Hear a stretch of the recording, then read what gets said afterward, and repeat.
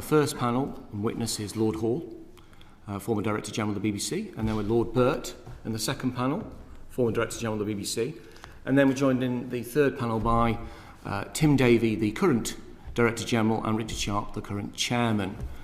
Before I start, I'm just going to quickly go around the committee to see if there's any interest to declare. Giles Watling. Thank you, Chair. Yes, I'm an erstwhile employee of the BBC and sometimes in receipt of royalties. Thank you. Thank you very much. Lord Hall, welcome back. Good morning. Good morning. It's been not too long a time since your last appearance before us. I wonder whether or not, without the benefit of hindsight, if you like, but consider what you knew at the time, why did you report to the BBC Board of Governors that you believed that Mr Bashir was an honest and honourable man?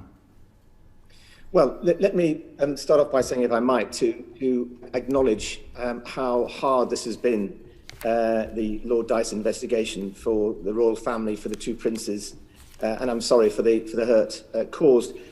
But at core here, I trusted a journalist. I gave him a second chance. We, the team, gave him a second chance, and that trust was abused and was misplaced. Let me say I don't think the words honest and honourable 25 years on look appropriate at all. But let me give you some context. Uppermost in our minds then was had the interview with Princess Diana, the decision that she made to be interviewed, been done fairly or not. That was absolutely uppermost in our mind. And the first investigation we did before Christmas under Tim Gardam talked to all people concerned and produced a letter where she said very, very clearly that she'd been shown no documents by Martin Bashir. She was not made aware of anything by Martin Bashir she didn't already know, and she had no regrets underlined by the interview. And it's quite interesting that Lord Dyson himself says that an interview of some sort would probably have taken place anyway. So at that point in our inquiries and our investigations, we came to an end. Tim Gardam, there was no case to answer. The second investigation was not, therefore, into had Princess Diana been misled into agreeing to the interview, but was the second issue, which was had the producer guidelines been breached, and particularly the producer guidelines on straight dealing. That investigation was under a separate team. There was continuity with Tim Souter, who was a managing editor, very excellent Tim Souter, and Sloman had come in as acting head from a very distinguished career as head of radio current affairs, to look at all the arguments again. I took what I think is an unusual step of saying I would take part in the investigation and interview Bashir myself. Why? Because I had to establish whether I believed Bashir, whether I should therefore give him a yellow card or dismiss him. And that was what I was trying to work through. Now, in the end, we came to a judgment about his lack of experience, that he was out of his depth, that he was contrite, and we gave him a second chance. We trusted him, and it turns out we couldn't. So in that light, I understand why I was using words which actually, when you look at them now, just seem wrong. But it was me trying to work out, could I trust this man or not? Okay. You very quickly sort of went through the first investigation, the one by Mr. Gardam. As head of programming, he, as I understand it, he actually wrote in his own handwriting a description of what Mr. Bashir had done, including created fake documents. That was then sent to your office. What did you do as a subsequent to that? Was that surely that is evidence enough, is it not? And that really, to be honest with you, why on earth did you need to actually go into a second one? You should just basically have him in the office and said, did you fake documents? If the answer is yes, well, there's the door, get out. So Tim Gardam left his report before he went off to Channel 4. At that point, I set up a fresh inquiry to look into what Martin Bashir had done with the documents, why he produced those documents, and to examine whether or not this was sorry, Lord Hall, were you aware at that point that he'd faked the documents? Because you've got the documentation to say that he'd faked the documents. Yes. You were aware? We knew in December that he'd faked some documents. The difference between the inquiry in December... How many documents being faked is acceptable to the BBC? Is it just one, or is it a plethora of documents? Because I'll be frank with you, and as a former BBC journalist myself, back in the midst of time in Italy, I'm almost speechless at the idea that anyone at the BBC could be found to have faked documents by a senior manager, that information then passed on to yourself, and then not face instant dismissal. That is absolutely crazed. It's completely against the ethos of the BBC.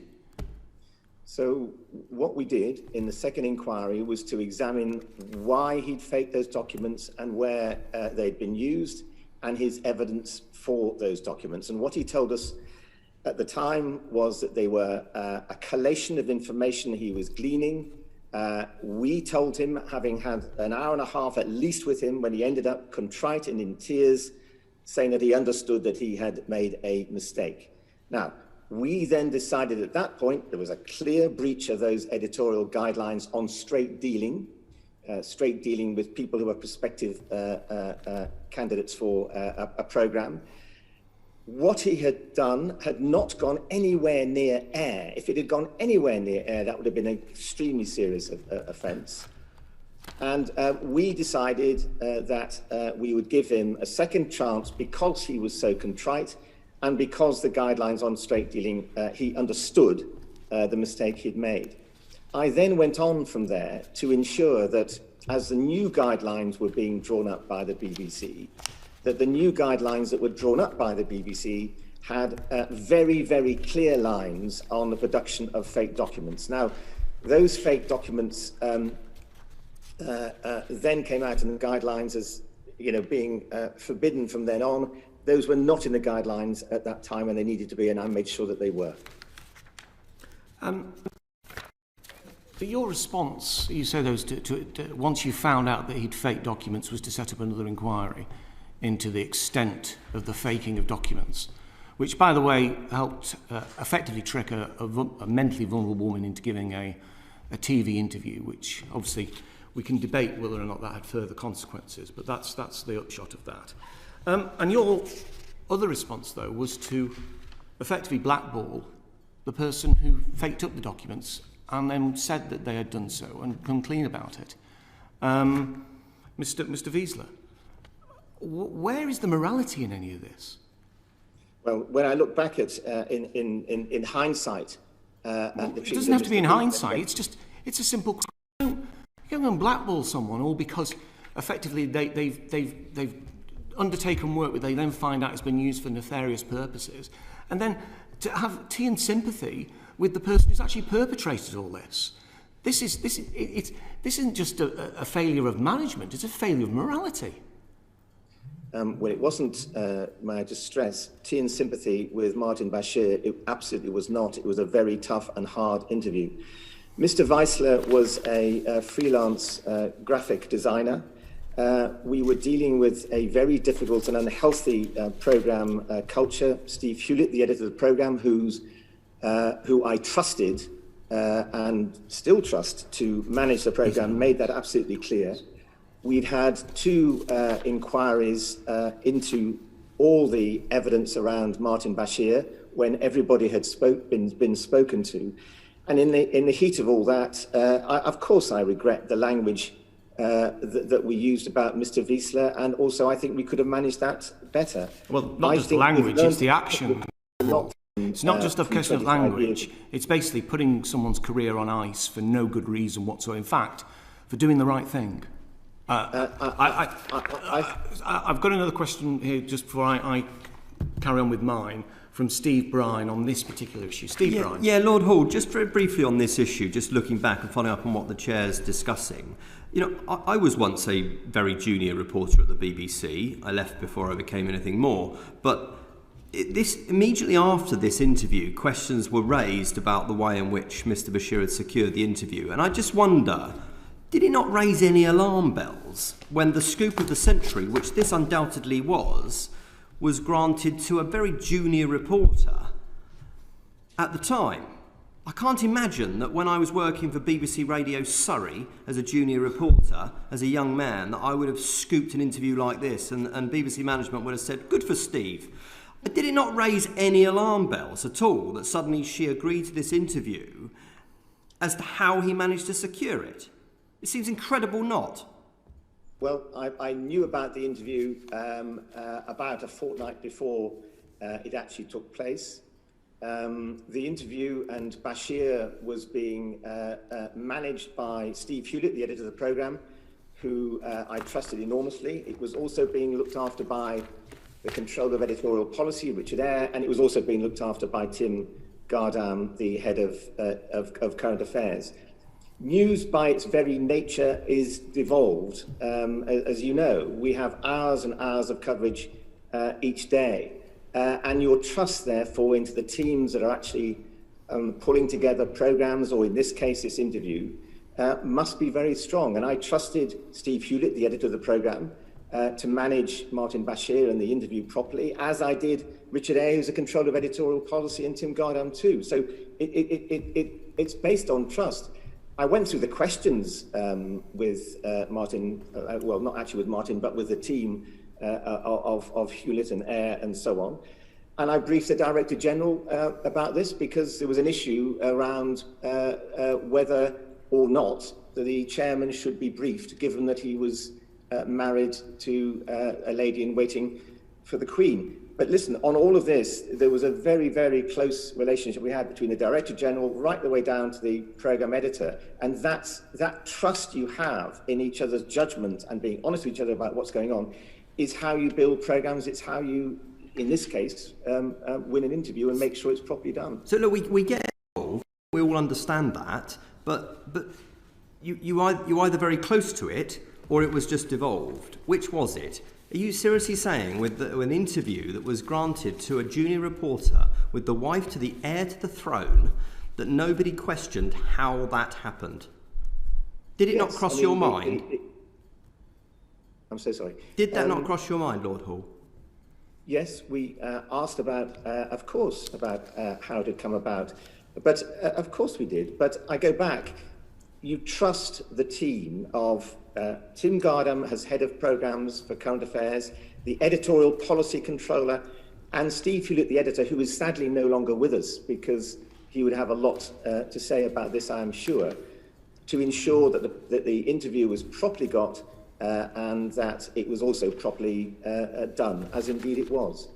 I just make one other thing I just want to say on this as well.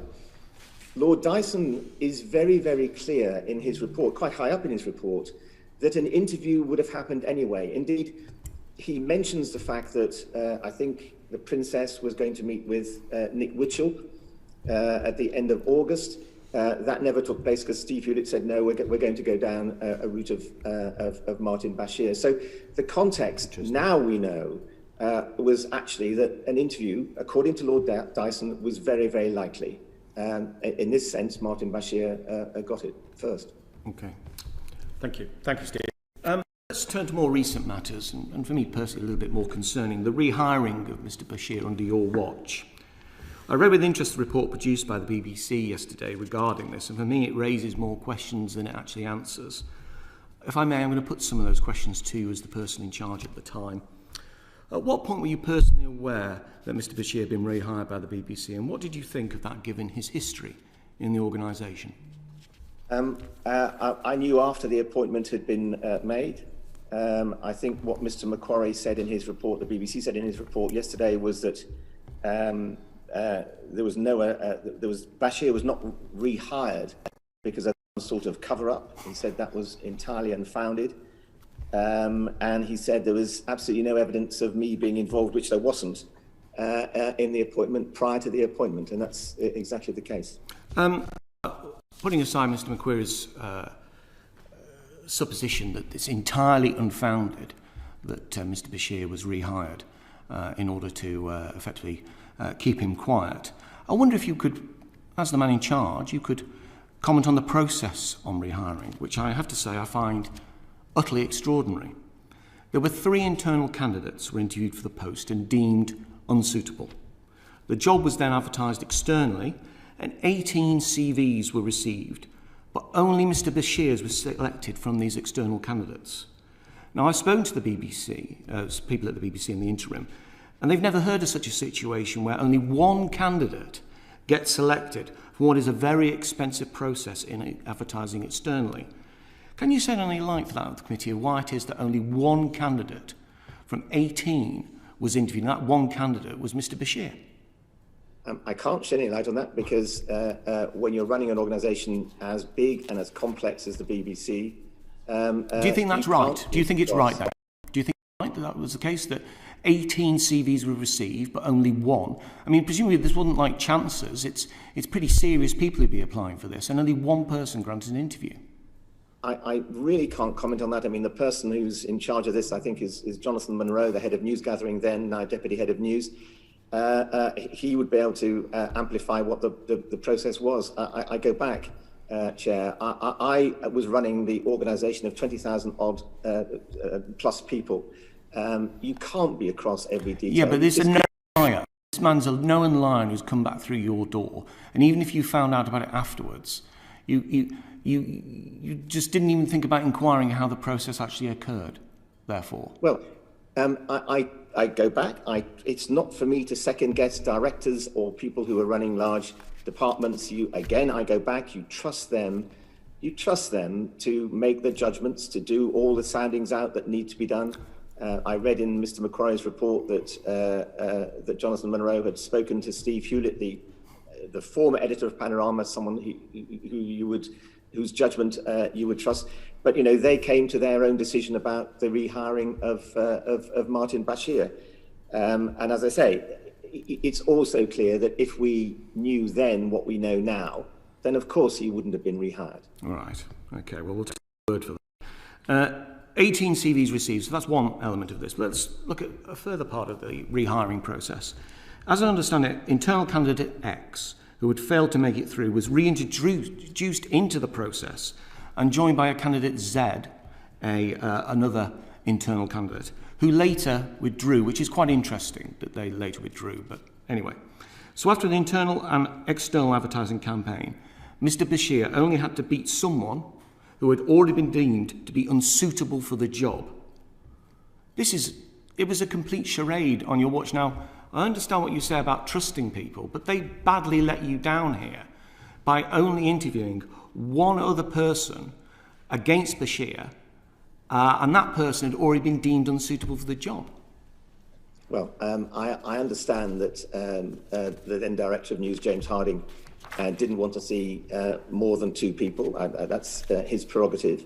But I go back, I'm not going to second guess their judgment. He was running news, Jonathan Munro was running news gathering. Their judgment about the best person to fill that role was theirs. And I was it appropriate, Lord, for Mr Bashir to be given a series of what have been termed, and this is by people within the BBC, cappuccino interviews, a series of them, both before the job was advertised internally and then externally, and then during the hiring process? He was chivied along throughout. And the process, I mean, a cynic would suggest, frankly, the process was entirely concocted in order that the resolution at the end of the day that Mr Bashir would get this job. Looking at the report yesterday, and I can only read it as you can see no reason to say this was I didn't think this was a shoe-in for Mr Bashir reading the report. They were looking for the right person to do what is a very important job, and taking over from someone who'd done a stunning job as religious affairs correspondent. A bit of context for you. We were at the time under some external pressure to improve our religious and ethics coverage, not just in news, but right across the BBC in radio and television.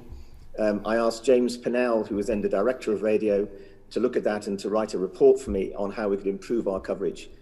So I suppose that's a bit of context for you in terms of how... So against this of to improve your coverage on religious affairs, your answer was to employ a known liar. That was not my answer. That was the answer of your team. That's the answer of the BBC team, was to employ a known liar. Well, as I say, according to the report that I read alongside you yesterday, processes were gone through.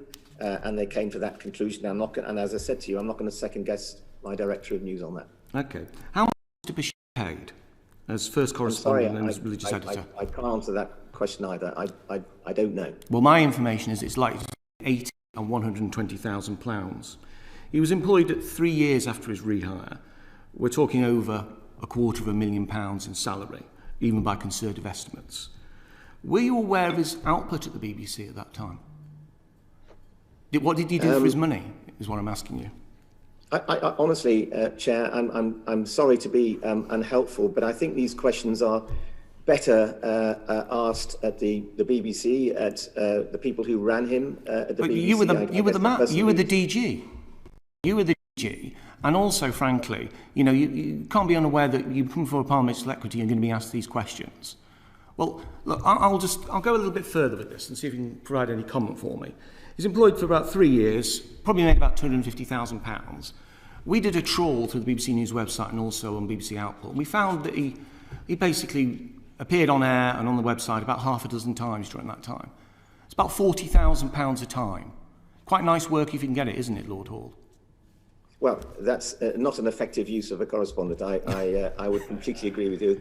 That's not a good record, but you're telling me things, I'm afraid, Chair, I don't know. Do you know why Mr. Bashir wasn't put on to a fixed contract as recommended by News, that he was just given the job? This known liar. I'm really sorry to disappoint you in my answers on this, because I really don't know. And I think if you've run an organisation as large as the BBC, I go back to my point. You devolve responsibility for the hiring, for the terms and conditions, for the rates of pay, for the management of their output. You devolve that, and these are questions. Okay, well, one thing you may not have devolved. One thing you may not have devolved, because I found this absolutely extraordinary as well, and I know this sort of thing goes to Director General level. Okay.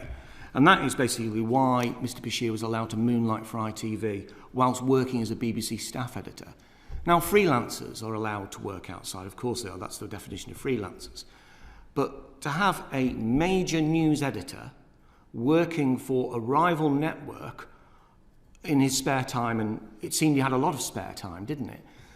Isn't that an indication that, frankly, Mr. Bashir was just allowed to come and go as he pleased?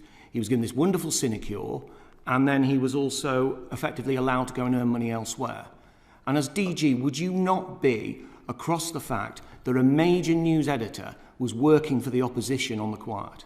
Not on the quiet, sorry, with permission, Well, not permission from me, and let me again say, these are judgments and issues you devolve to news management, and you have to ask those questions of the people who are running, or who were running Martin Bashir until recently.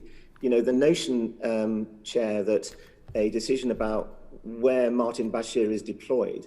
No, it's not deployed. That's a complete misrepresentation. That's a representation. It's not about deploying. You weren't deploying him. He was moonlighting. And what he did was he would have to have got permission to do that. And is it a religious affairs editor? That would have come across your desk or someone very senior in the organisation. So why was he allowed to do so? Not across my desk, Chair, and I think that's a question for the then or current management of BBC News. I simply can't answer that, because how you, and I use the word deploy in its broadest sense, so I don't mean in any way to suggest otherwise. You know, how he was used, where he went to, what he did, is a matter for news gathering management and not for the Director General. Right, okay, so it's acceptable for, you would not imagine that, for example, let's say a really fine journalist like Laura Koonsberg, for instance, if she suddenly popped up on another network, that would not be a matter for the Director General then? Well, I can't imagine for one moment that the news gathering operation would allow Laura Koonsberg to exactly, so why was the religious affairs editor allowed? It is a position within the BBC. I'm really sorry, but you have to ask the current news that's fine, we're getting absolutely nowhere. Alex Jones. Thank you, Chair. Lord Hall, Lord Dyson has surmised that you were not entirely open-minded when you conducted your investigation into Martin Bashir in 1996. What do you make of that assertion?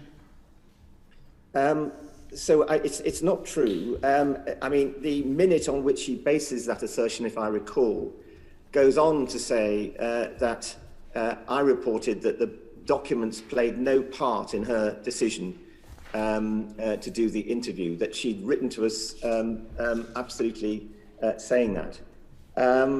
But let me just go back. The second investigation that we did under Anne Sloman, supervised by me, opened up all the lines again into Martin Bashir's behaviour. This was not let me stress, this was not an investigation we would do now because it was done within the line. It was done as you know, I think Lord Birt would have agreed, it was done within the management line to work out what to do about Martin Bashir. None of the people involved in that investigation were easy to either fool or close-minded. We weren't like that. Tim Gardam had left by that point, Tim Souter and Sloman, and John Birt himself is a journalist. So none of us were close-minded. We really weren't. One other bit of context for you: we've been brought in to reform standards at the BBC to bring order to BBC current affairs and news. We were not the sort of people who would be close-minded about things. And indeed, actually, John Birt himself, if he doesn't mind me saying so, I know he's on next, was unpopular for ensuring that standards were being maintained. So, you know, we were a group of people seeking after the truth. And could I also just say on my own sense, my own case really, I came back into the BBC in the Savile crisis to sort out the BBC and its response to a real big crisis. I was open-minded. I wanted to get to the truth. My whole time as a public servant working for the BBC, 35 years, has been about integrity and ensuring getting the truth. I was open-minded in this. We'd had the letter from the Princess, which we knew that the interview itself had not been got in some deceitful way. But we were not close-minded about the rest of what Bashir had done. Okay. Why then were you so ready to accept Bashir's unsubstantiated claims, given that you knew that he had already lied at least 3 times? Well, he lied about, when pressed very hard, about had he shown these documents to somebody else. And it was on the 3rd time that he said he'd actually shown them to Earl Spencer. We believed, and Anne Sloman and I quizzed him really, really hard for an hour and a half, at which point he ended up, the thing I remember most vividly about this, he ended up in tears. We believed he'd been introduced to the Princess of Wales by Earl Spencer, that the documents he had made were from information from the Princess of Wales and Earl Spencer. We now, of course, know that's not the case. And that his documents were for a later programme. And he saw Earl Spencer after he'd already, with the documents, after he'd already been introduced to the Princess of Wales. And he was putting together a file. So he appeared to us, and one of the difficulties looking back over 25 years is that he appeared to us at the time that he was contrite, that he was inexperienced, that he was out of his depth. And that's why, in the end, rather than sacking him, and I can see the reasons for that, we gave him a second chance. Do you think it would have been different if the process had been part of a formal disciplinary hearing? I think, well, we took a judgment then, and can I say, working really closely with the then Director General, because, as I said, we worked very closely as a team, to look at this in the line. As a management issue within the line. Had the guidelines been broken or not, and then what should the penalty for that be? When you look back at how you manage these sort of issues now, and remember I came back into the BBC with the Savile crisis to look at a whole raft of issues around this, then I think you would come to a very different way 25 years on of running this. So you would take an issue like this and take it away from line managers and have an outsider looking at it. I think you would involve HR teams who now are much more used to doing these sort of inquiries. I think you'd have a very strong role for editorial policy. The BBC has an excellent director of editorial policy, I think they would have a role in this too. Now there's an independent complaints procedure, independent of the line, for people, you know, as Earl Spencer could then have raised a complaint independently of management. So I think the things that are now in place, we could have, you know, when you look back at it, you think, well, maybe we could have done some more of that than now. But of course, the whole problem with this is looking back from 25 years distance at what you did. And of course you think, well, we could have done something better, but nothing was done without us trying to get to the truth and determined to be fair-minded about it. Okay, thank you, Lord Hall. In your answer there, do you agree with Lord Dyson and his conclusion that your investigation was woefully ineffective? Well, I think the first investigation had established that the Princess was not deceived into actually doing the interview. And Lord Dyson's very careful, I think, in his report to say that he doesn't question that. He does question the way in which Bashir got to the Princess.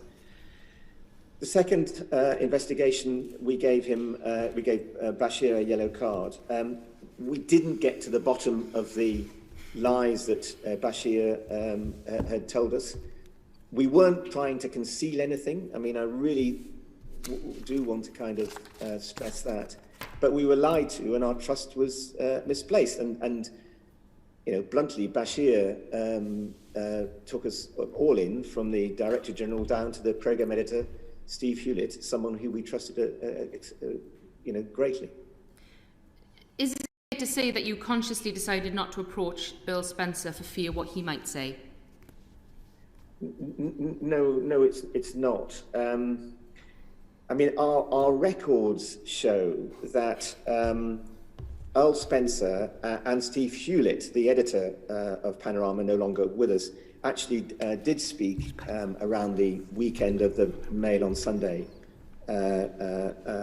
story, that Earl Spencer briefed Steve on the draft statement he wanted to make to the Mail on Sunday, which seemed to say, according to Tim Gardam's record of the time, that Bashir had come with allegations about specific journalists, and that led him to introduce the Princess, let him to introduce Bashir to the Princess. Now, in the event, Earl Spencer made no comment at all. We thought wrongly that sort of dealt with the issue, looking back at it. And in fact, I accept Lord Dyson's recommendation that of course we should have, in the light of what Earl Spencer has said, of course we should have gone back to Earl Spencer. One of us should have done, to pin down exactly these facts about the fake documents. I accept that as a mistake 25 years on, but you know, we were trying to do our best and be as rigorous as we could with what we had then, but we were confronted with someone who, in my 35 years at the BBC, I've not come across. You basically trust your reporters and your editors to tell the truth, and in this case, that trust was misplaced. But Lord Hall, only seeking one side of a story wouldn't have been acceptable for a BBC journalist, so why was it acceptable for a senior manager at the BBC? I think the focus of our second investigation was actually quite narrow, and it wasn't an inquiry, as I was suggesting to your other question, of the sort that we might have now into this. It was narrowly focused on what was the breach of editorial guidelines, and had Bashir knowingly breached them, and did he understand that he had breached them, and would he not do that again? And again, I say, these documents were used in front of Earl Spencer. He was shown them. That was an offence against the straight dealing guidelines, but the documents never went anywhere near air. I mean, that would have been an even more serious breach of the guidelines. So our judgment then was, it's about Bashir, and does he understand? Is he remorseful? Does he understand that he's done something wrong? That's what we concentrated on. And it, you know, in retrospect, maybe the inquiry should have been bigger, but that's what we were trying to get an answer to. Okay. Lord Hall. I'm sorry, my jaw just dropped there when you said about whether or not he was sorry or not. It's like, you know, this is the potentially has been described as one of the scoops of the century, and it's found to have been attained through, well, let's be honest about it, faking documents, fraudulent means, and you're more concerned about whether or not he's sorry or not. Just absolutely priceless. Clive Efford. Thank you, Chair. Lord Hall, Lord Dyson's report states that Martin Bashir does not seem to accept that he acted in breach of BBC guidelines. How many ways did he breach those guidelines? He breached the guidelines in terms of straight dealing. He should not have put fake documents in front of Earl Spencer. We now know that because of Lord Dyson's inquiry, that there were other things that he did too. I frankly was astonished to read Lord Dyson's report saying that Martin Bashir hadn't understood the gravity of what he had done, because certainly to me and to Anne Sloman, he understood the gravity of what he had done. So, produced fake documents in a peculiar way as well. We didn't take that through any of his senior management. He made a visit to Mr. Wiessler's home, which led him to be concerned about whether this was going through the proper procedure. And then later on, he lied on at least, according to Lord Dyson, at least 3 occasions to the BBC. So he breached the guidelines pretty much all the way through. So how did you come to the conclusion that he was an honest individual? As I said earlier on, I think to the chair, I regret the use of those words now, but I go back to the interview that Anne Sloman and I conducted with him 25 years ago for over an hour and a half, and we pushed him really, really hard on the guidelines and his breach of the guidelines on straight dealing, and he was contrite. We thought he was out of his depth, and that's why we did 2 things.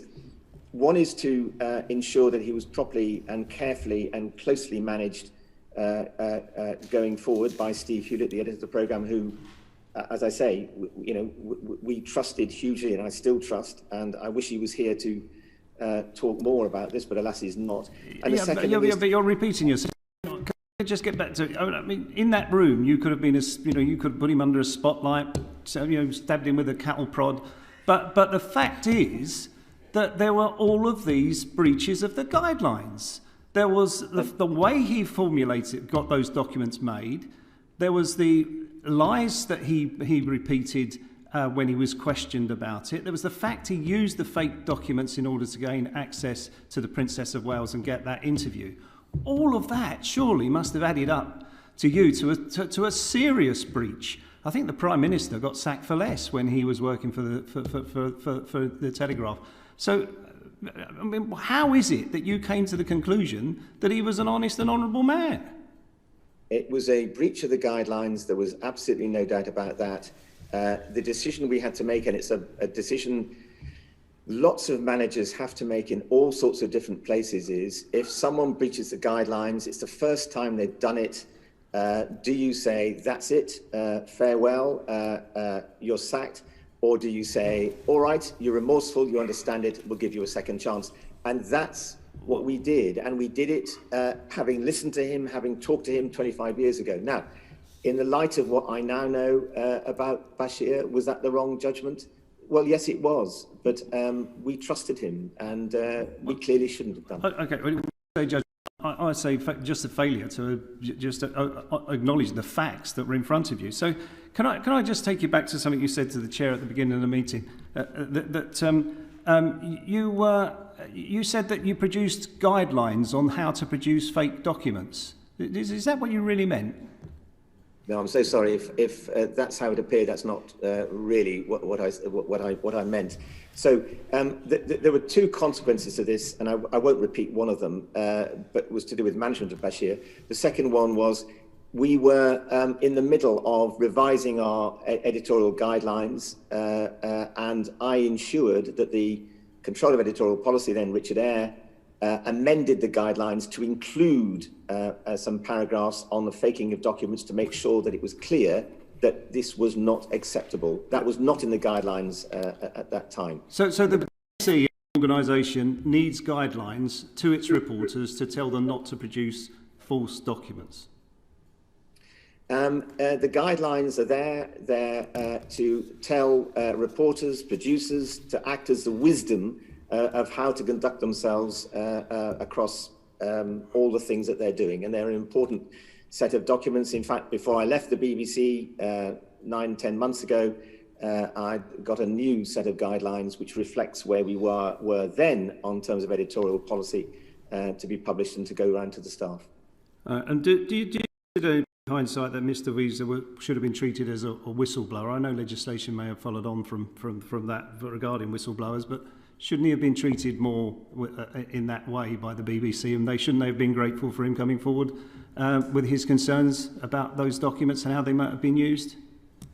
I think that's right. I think some context. There'd been 2 investigations when everybody had been spoken to. First of all, under the Gardam investigations. Secondly, on the Sloman investigations. There was a difficult programme culture that Steve Hewlett was dealing with, but I absolutely accept the point that Mr. Wiessler should have been spoken to and listened to as what we would now see as a whistleblower.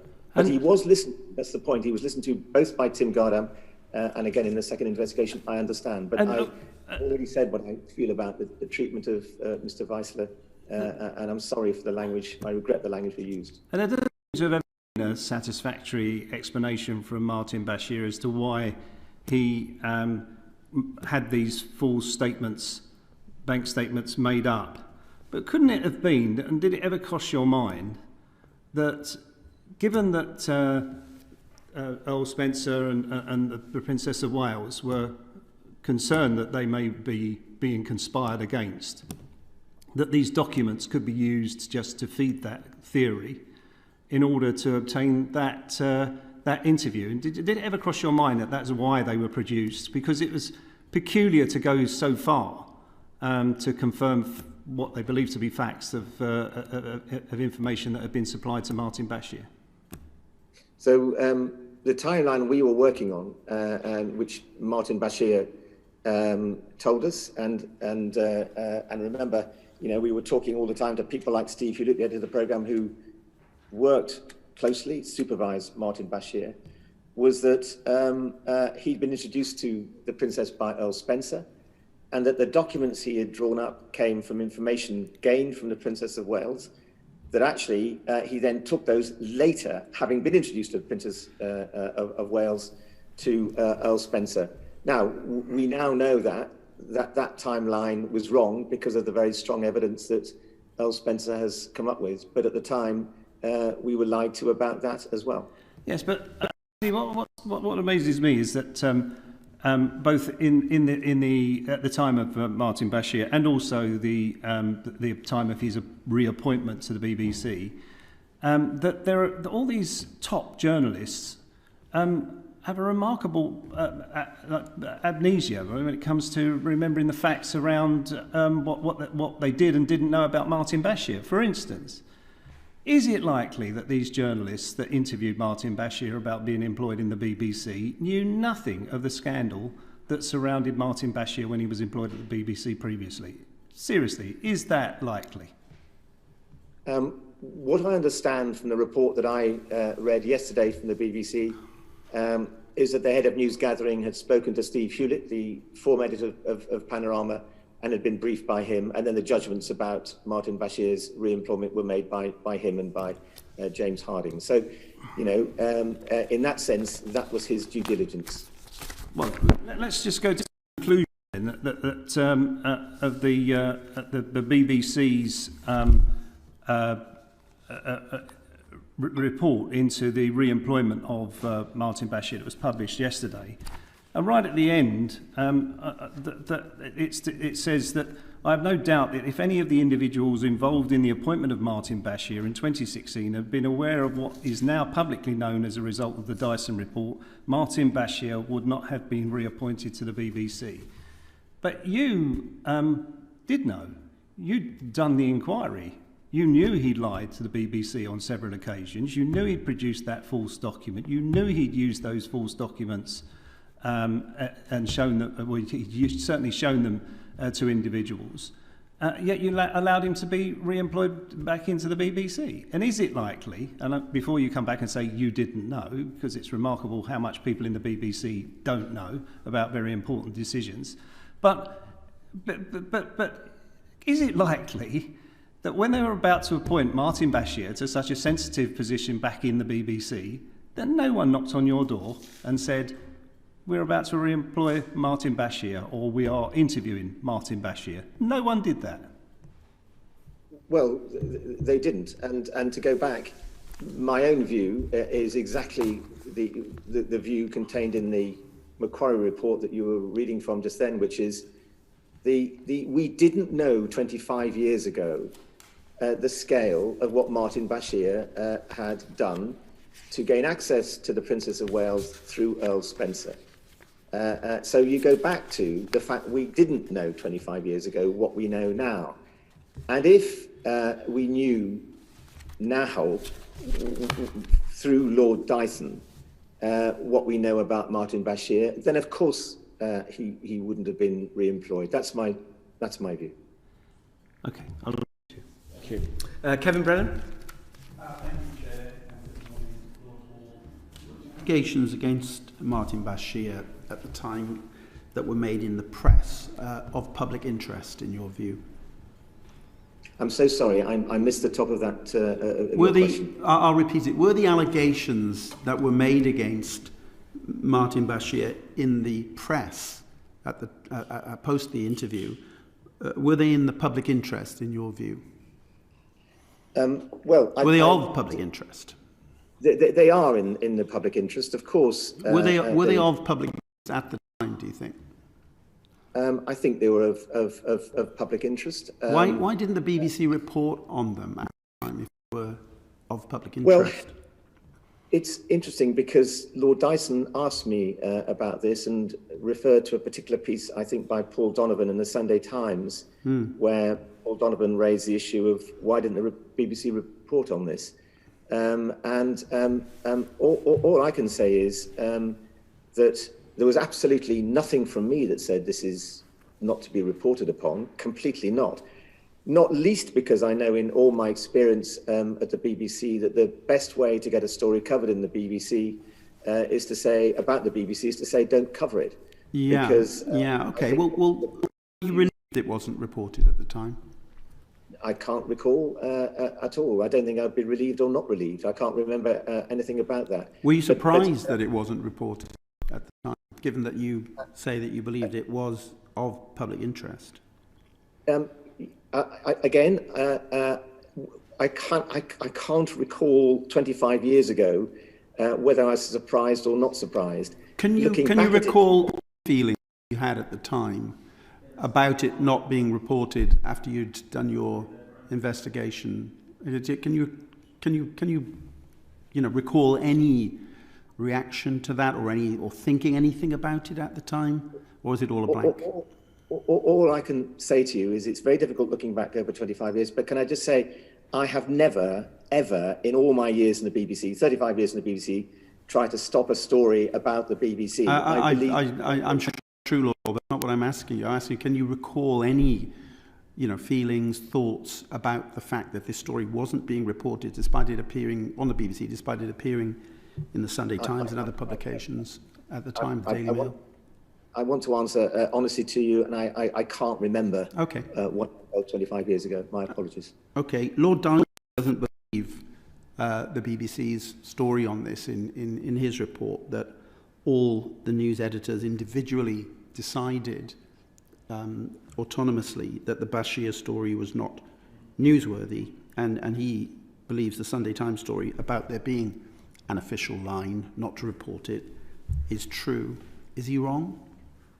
I think he is wrong, because all I can say is, in my part of it, I would never, and I know how I would have behaved then, because this is what I believe profoundly, that the way in which BBC editors report on the BBC and the independence within which they report on the BBC is an important part of our contract with the public. And so I don't understand quite how it was not reported at the time, but I would put it down to judgments by individual editors. It's the only way I can understand it. How do you feel about Prince William's statement that his mother was, and I quote, failed not just by a rogue reporter, but by leaders at the BBC who looked the other way rather than asking the tough questions? I regret deeply that we didn't get to the bottom of Martin Bashir and what happened 25 years ago. And you have said that. I'm asking you for reaction to Williams' quote, because when he says, not just by a rogue reporter, but by leaders at the BBC, he's talking about you there, isn't he? Well, we did what we thought was right at the time, investigating Martin Bashir, not once, but also twice. And I have a huge amount of respect for the Prince. I've worked with him on various things in the past, and I'm deeply sorry for the hurt this has caused to him. And I really do want to make that clear. Have you spoken to him to express your deep sorrow and regret about it? No, I haven't. I wanted to have this session with you all before I think what I do next. On the appointment of Martin Bashir, it is quite surprising to me as someone who has a degree of respect for the BBC that its recruitment and hiring policy seems to be less rigorous than the policies that I would deploy to employ a parliamentary researcher.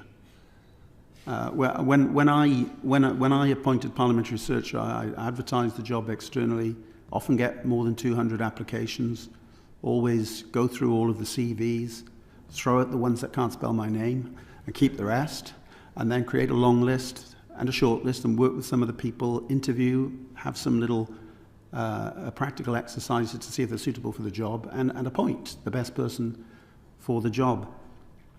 It just really surprises me, as someone who would regard themselves as a supporter of the BBC, that this kind of chumocracy approach to an appointment of somebody who was a proven liar with a very dodgy background was made. I mean, I suppose the only question I can ask you, you've made it clear you weren't involved, but what was your reaction when you heard that he'd been reappointed? Well, I didn't know then what I know now. I remember thinking, and I think saying to James Harding that I hoped he delivered against his kind of brief. But I go back to you, it was not for me to second guess James's procedures for finding the right people, for finding the talent that he wanted to come and join News. That was for News to run through and to do. Did you sort of kick the cat when you heard the point, or turn the air blue with frustration that this could have happened, knowing what you knew about his record, even if you didn't know everything you know now, you knew enough to be perhaps concerned about his reappointment? Would that be fair? Did you just shrug your shoulders about it? No, I mean, I think I go back. You have to, in the end, say this is the appointment made by James Harding and his and Jonathan Munro in news gathering. I would support them in their decision. I go back to the point that this is a highly devolved organisation, and you trust the people to find the right talented people to come. Okay, and all right, you've said that. Just finally, do you personally believe now, having been appraised of further information through all these inquiries, that Martin Bashir never actually showed those forged documents to Princess Diana? Well, we had a letter from Princess Diana. I know that, and we've got that on the record. Do you personally believe, though, that it's true, that given that we know that Princess Diana was in a vulnerable position and that Martin Bashir was a deceiving, manipulative liar, isn't it entirely credible and possible, or do you think this isn't true, that he might have manipulated Princess Diana into writing that letter in order to cover his own tracks? I can't say, but the letter from her, 25 years ago, a letter in her own handwriting from the princess saying what she said, that she was not manipulated, that Martin Bashir told her nothing that she didn't already know, that she had no regrets at all, was very, very powerful. And I think when Lord Dyson also says that it was very likely she was going to do an interview somewhere, then I take that seriously too. That's all from me, Chair. Clive Afford. Yeah, I'd just like to follow up on that, because this goes back to this point I was trying to make earlier on, is what was the conceivable purpose of those documents being created in the first place? And isn't it likely that if he showed those documents to the Princess of Wales, that she says that she will show no documents that told her anything of what she was not previously aware? Well, if she already thought that sort of coercion and bribery to gain information on her was happening, she would be able to write that, wouldn't it? Well, it doesn't actually say that she wasn't shown those statements. Well, our understanding back then of why Bashir had produced those documents was as part of a file to do a story which he never, and Steve Hewlett said at the time, never pursued, looking at a whole raft of allegations around the royal family to do with bugging and all sorts of things like that. So that was the reason that he produced them, and that's the reason that seemed credible to us at the time. And an explanation also. Well, credible. Thank you. John Nicholson. Thank you, Chair. Lord Hall, have you any idea how utterly implausible it is that you were not closely involved in the monitoring of the rehiring of Martin Bashir, someone that you knew to be a serial liar? Because this wasn't any old rehiring. This was the talk of the newsroom at the BBC. People were wandering around saying to one another, can you believe it? Martin Bashir's back, and as religion correspondent. And you knew nothing about this. Come on. Mr. Nicholson, I ask you to just consider the number of things that come across the desk of any Director General, and yeah, but this is in a different scale, level, and importance. This is Martin Bashir. He'd been sacked twice in America for wrongdoing. You knew he was a serial liar, and he pops up at the BBC. The idea that you were unaware of this and not closely involved with it is just implausible. Well, I was not involved in the rehiring of Martin Bashir, Mr. Nicholson, as yesterday's report makes clear. Yeah, well, the report's a whitewash. I don't think it is, because it's reporting what I know to be the case as well. And it's been produced by a very independently minded person, namely Kenny Macquarie. A long-term BBC staffer. But no, I was not constantly asking for briefings about one correspondent in one part of the news operation. Neither would I expect to be running the BBC. You've got a whole raft of things to do, negotiating a charter, running new services like BBC Sounds, moving more of the BBC out of London. Yeah, we know what the job involves. Let's examine what you knew and when you knew it. Martin Bashir produced forged bank documents intended to make it look as if Diana's closest aides were corrupt and working against her. He showed these forgeries to groom Earl Spencer to secure an introduction to Diana. He lied about the way in which these documents had been used. Why didn't you pick up the phone and call Earl Spencer yourself and ask for his side of the story? I think I've said already, but I'll repeat that we should, I accept Lord Dyson's conclusion that we should have picked up the phone to Earl Spencer. But why didn't you? Why didn't you? Because at the time we were doing two things. One is Steve Hewlett had spoken to Earl Spencer. But as I said before, looking back at it, we can't, well, what we saw back then was that he'd spoken to Earl Spencer when the Mail on Sunday story came out. No, but what about you? I want to know why you didn't pick up the phone. I mean, this is basic rookie journalist stuff. There's a controversy. There's obviously two sides to the story. You ask one person their view, and then you pick up the phone and you ask the other person their view. You are a disciple of Birtism. This is the very basis of Birtism, is you do some research. You didn't do any research at all, did you? Well, Anne Sloman, Tim Souter did the research.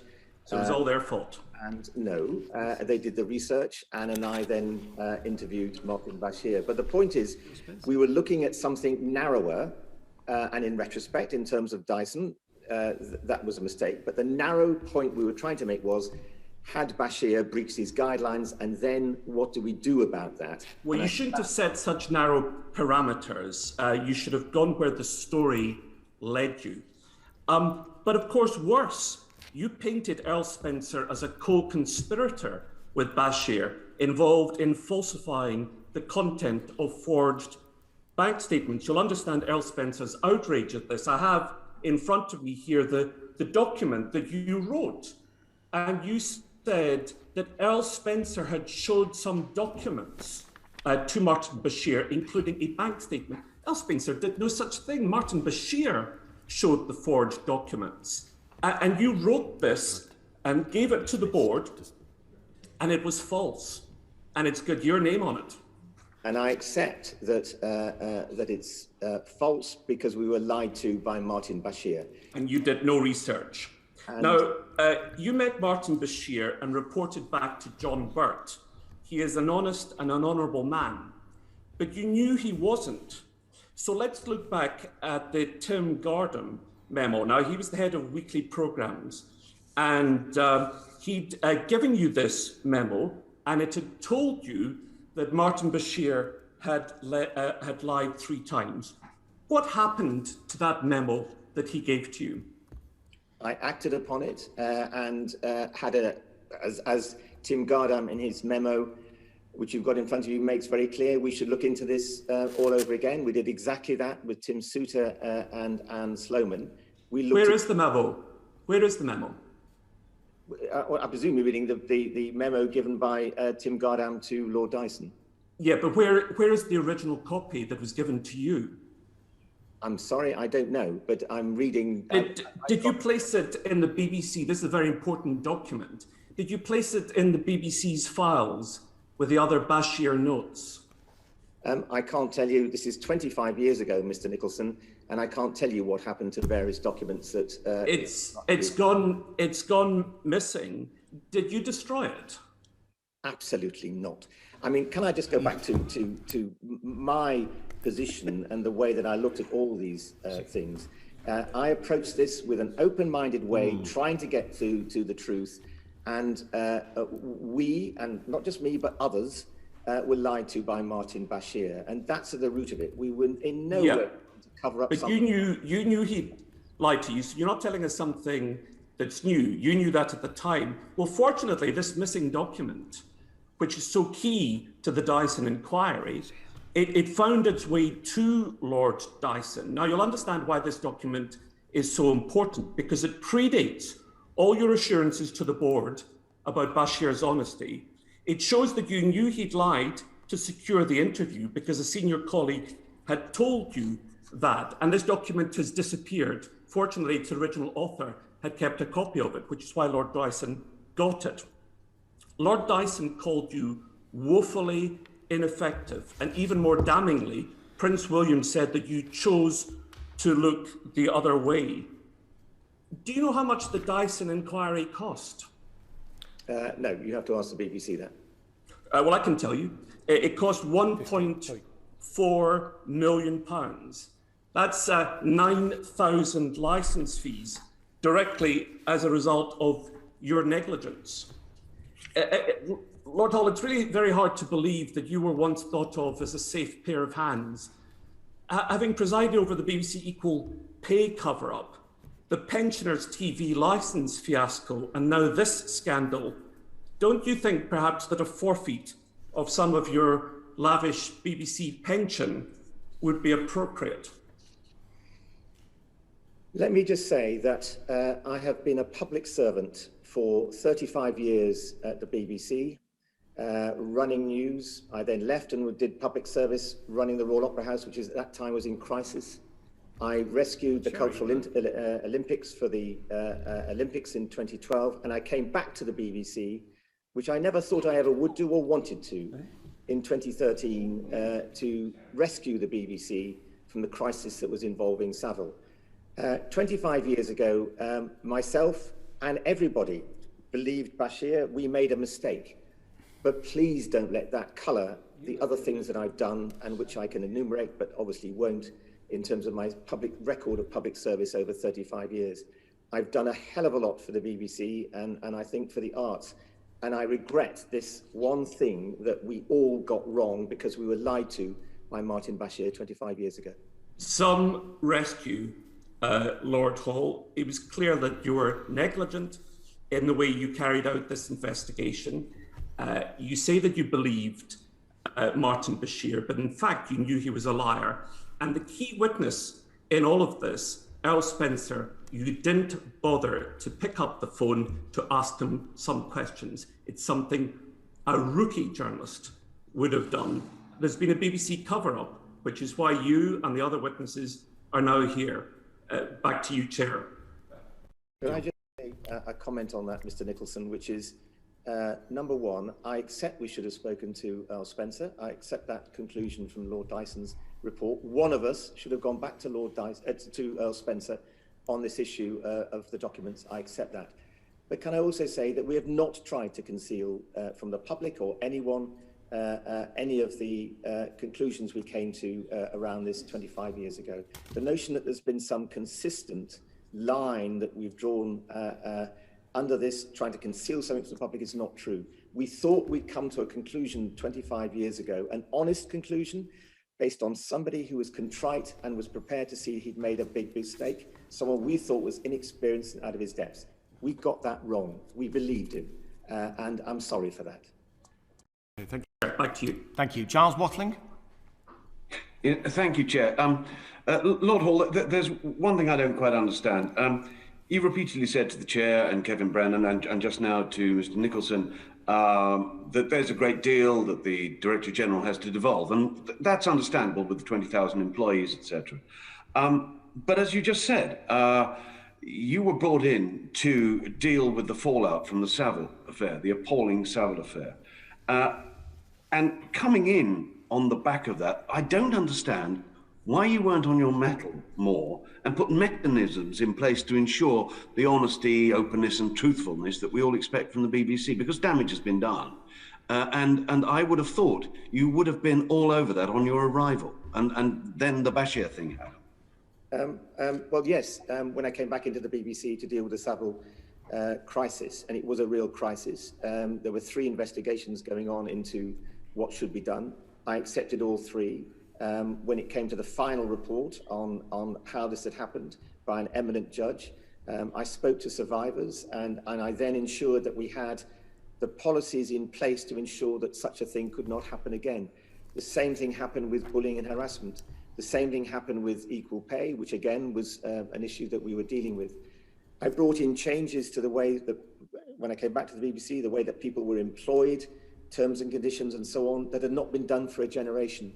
We were reforming the culture of the BBC to make it a better place to work, a place where people could say what they felt and did not feel they would be bullied or would be cowed in some way into submission. And that's because fundamentally I believe in teams, and fundamentally I believe in people giving of their best in the workforce. I really do. And when I came back to the BBC, that's what I wanted to achieve. I appreciate all that, and it's all very worthy. It is just that, having come in on the back of such an enormous crisis with such far-reaching effect, that you didn't actually put into place mechanisms whereby the Bashir affair could never have happened. Well, I don't think the Bashir affair, as I said to one of your colleagues earlier on, would happen in the same way now, or rather the way that we would investigate it had it happened would be very, very different. And I did bring in policies around whistleblowing, which were very, very clear. Whistleblowing now, if you want to whistleblow, then if you're still not satisfied, it goes right up to the board level. There was a board member who's responsible for whistleblowing. We had whistleblowing policies. We had ways in which you could complain about behaviours and so on. Editorial policy is now much, much stronger within the BBC and is much more powerfully felt within the BBC, and people use it properly. So there's that too. And I think we have, all in all, better controls. But you would know, when you're dealing with thousands of decisions being made each day, which are difficult editorial decisions being made from a local radio station through to the World Service, you do need people to understand the guidelines. You need people to understand what is good and what is bad, what is good journalism, what's bad journalism.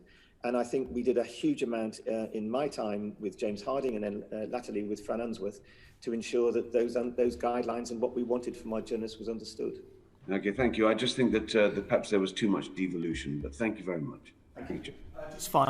I know that the time is running short, Lord Hall. We do appreciate the fact that you volunteered today. Not everyone wishes to volunteer to come in front of our select committee, I have to say.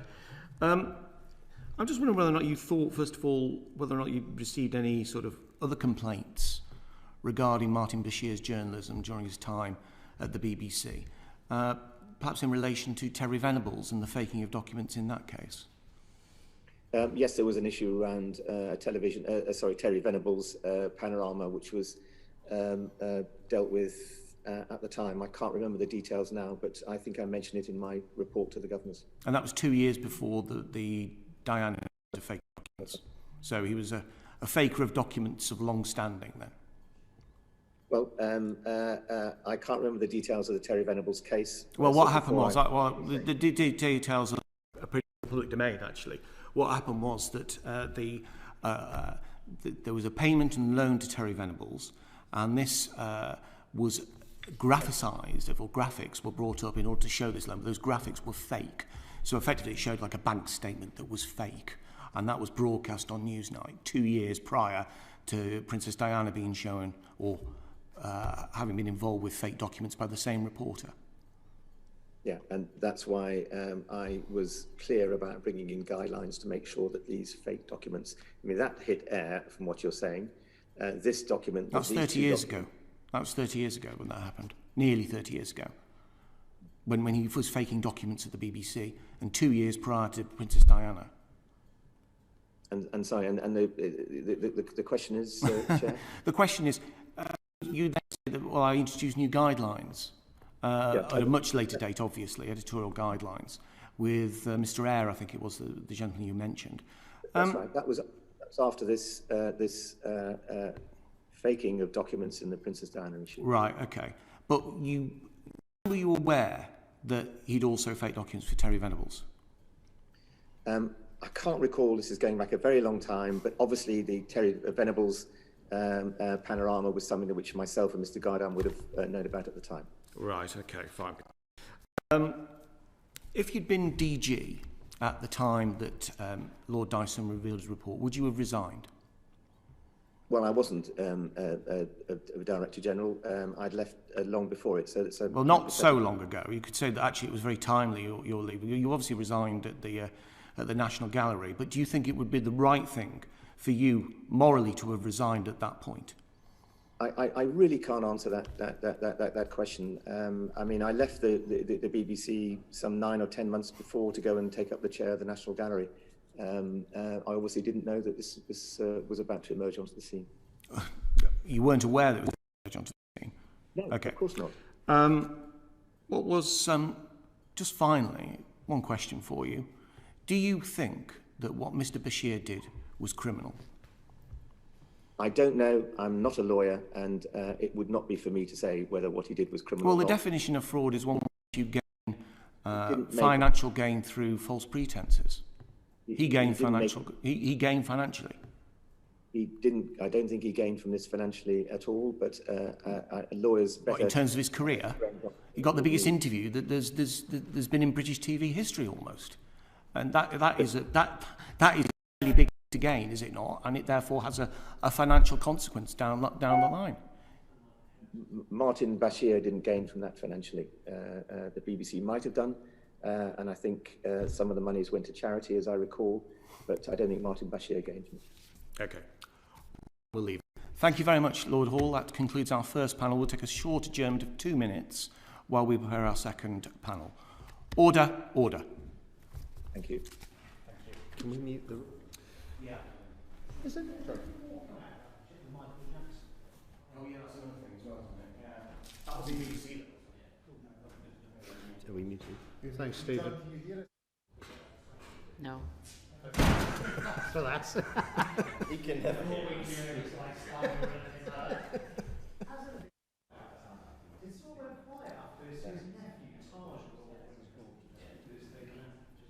He says that he never gained from that.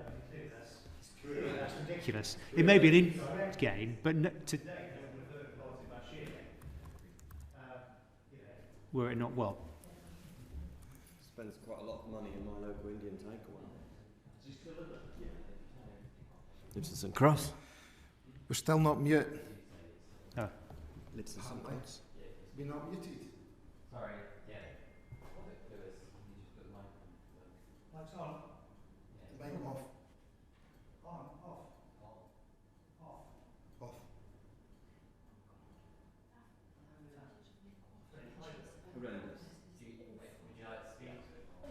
I don't know. It's... I wish. beyond belief. There was pretty unpleasant behaviour outside here.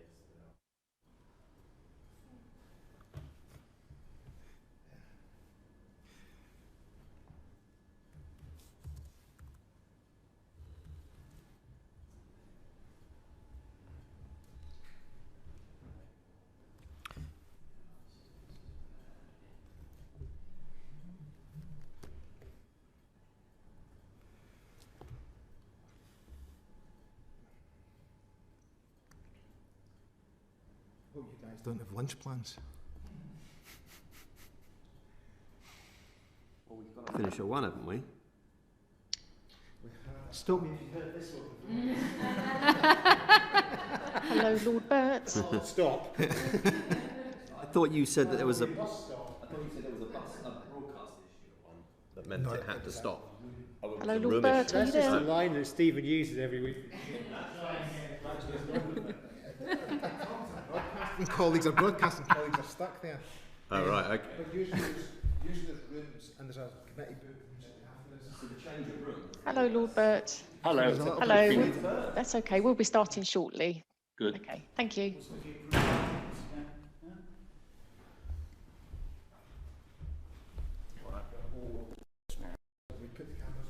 Yeah. I'll come straight to you, Steve. Okay, Lord Birt, I'll give a countdown. 5 countdown, we'll be going live after that. So we will be going public in 5, 4, 3. Order, order. This is Digital Culture, Media and Sports Select Committee, and this is our special hearing into the work of the BBC in the light of the Bashir scandal. On panel 2, we have Lord Birt, former Director General of the BBC. Good morning, Lord Birt. Good morning. Good morning. First question's going to be from Steve Brine. Good morning, Lord Birt. Thank you very much for joining us. And just for those watching, you were obviously Director General of the BBC from 1992 to 2000. The interview with Princess Diana took place in November 1995, so that was during your tenure, just to be clear. Can I ask you, Lord Birt, at what point did the BBC Management Board develop the awareness of the allegations against Martin Bashir? It of course depends what allegations you mean, but the report from Lord Hall, which has already been discussed, went to the Board of Management and the Board of Governors, and it was on the basis of those reports that an understanding was reached. Allegations that I refer to are that the interview was secured under false pretense. There were questions being asked pretty soon after it was broadcast, and obviously it led to a number of investigations. What was your personal feelings as the leader of the organisation when that report from Lord Hall landed on your desk? Well, if I may, I've obviously just followed the proceedings with Lord Hall. If I may, I think a little context might be helpful to the committee to try to understand these events, because I don't think a clear understanding has emerged from the discussion so far. And it is a very difficult story to understand, but I might say that I have only understood some of the most important aspects of this story in recent weeks. So I think the backdrop is of a reporter who deceived on a very, very significant scale. And I don't think the scale of his deception has remotely been understood in the public discourse. And there were two completely different deceptions, and you can't understand what happened unless you understand what those two deceptions were.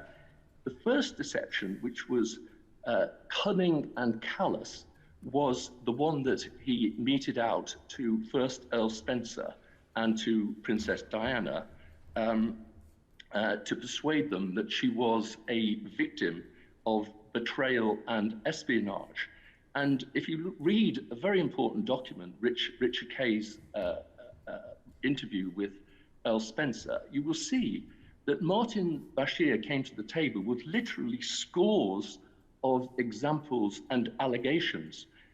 He alleged to her and to Earl Spencer that her phones were tapped, that her letters were opened, that she had a tracker on her car, her driver and her friends were leaking, and most importantly, that Prince Charles's private secretary was marshalling a campaign against her.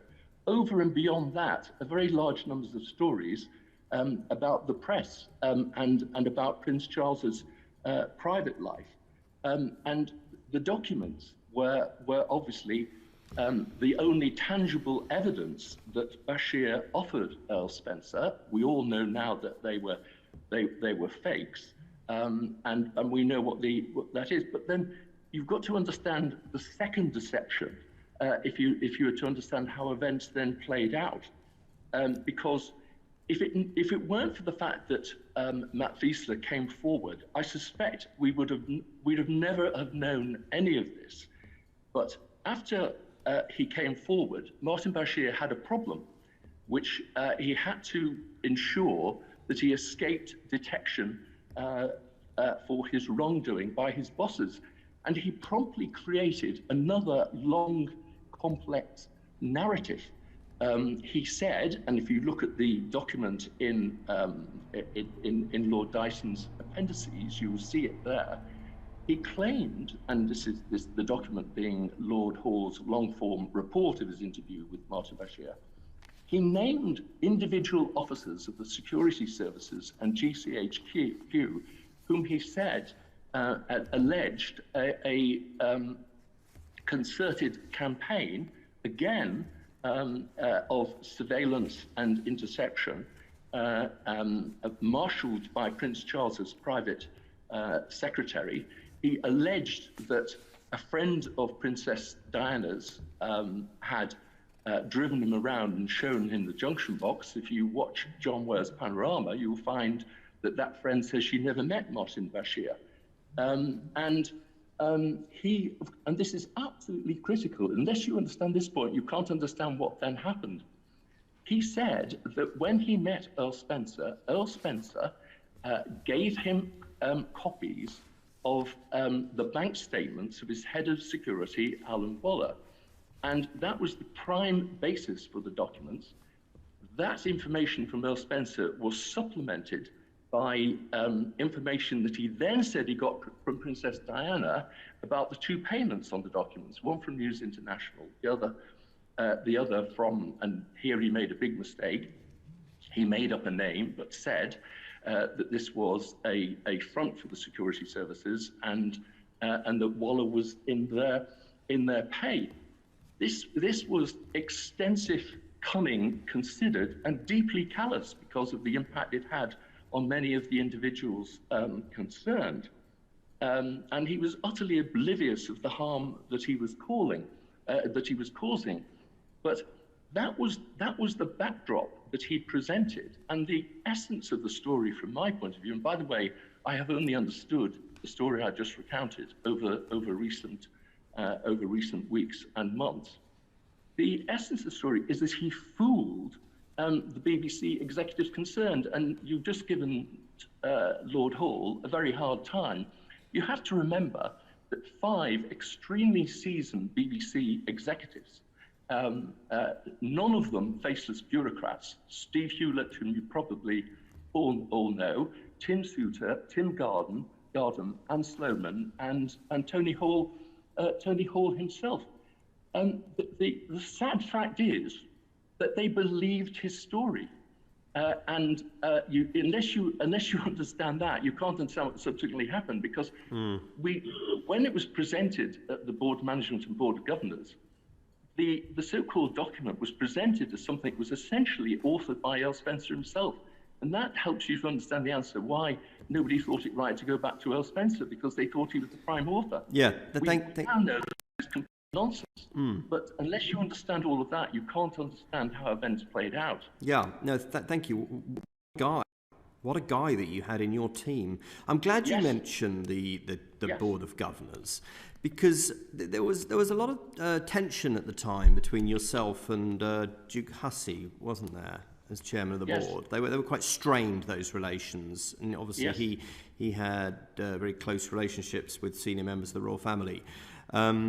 The allegation was that the board was kept out of the loop about the planning of the interview and then the aftermath from it. So I just wonder, how did the relationship between the chair of the Board of Governors and the royal family influence how you as DG dealt with the allegations at the time? You see, the reason we ask this is because we're interested in getting to the truth of decision-making and how decisions were made and scrutinising that. And this seems to me to be a rather interesting part of the plot, Lord Birt. It had no impact whatsoever.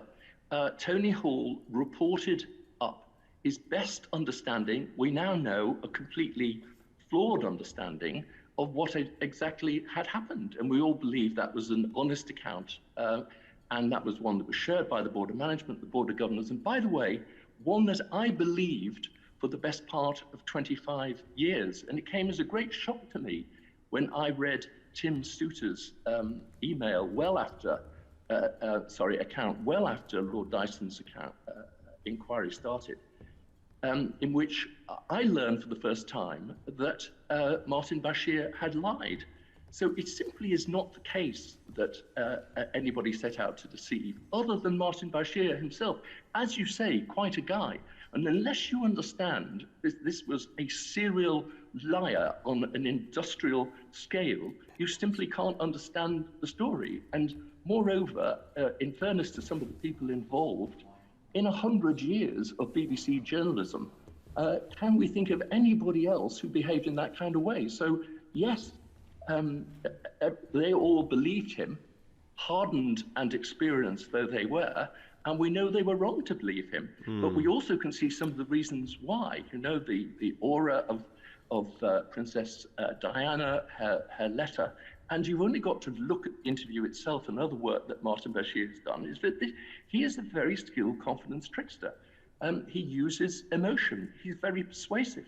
He cried in his interview with Tony Hall and Anne Sloman and fessed up to the fact that he'd shown the documents to Earl Spencer. He didn't fess up to the fact that he had created those documents from his own information and continued to argue, as I think he still does, that Earl Spencer was, as well as Princess Diana, were the prime suppliers of information to those states. Lord Birt, I'm just going to interrupt because time is pressing. I mean, you are giving this is your chance to give your version of events, as it were, and the world is watching, and you are giving a very compelling argument that you were all naively deceived by a clever man. It reminds me of the people who appear on the radio to talk about a fraudster that phoned them up and tricked them into giving their bank details. But of course, 2 years previously, when the Venables case came up, which our chair was raising with Lord Hall, who, for the record, we didn't give a hard time to at all, that was us being very benign. Were you not aware of the Venables debacle 2 years previously, when this same confidence trickster had seemingly used the same MO? Well, I simply don't know. You can't overstate enough the difficulty of trying to remember things. You're a young man, and in 25 years' time, you'll find that you struggle to remember the detail of lots of things in your life. So I have absolutely no memory whatsoever of the, by the way, I have almost no memory whatsoever of the things we're talking about. Everything I've learned is from a close study of the documents.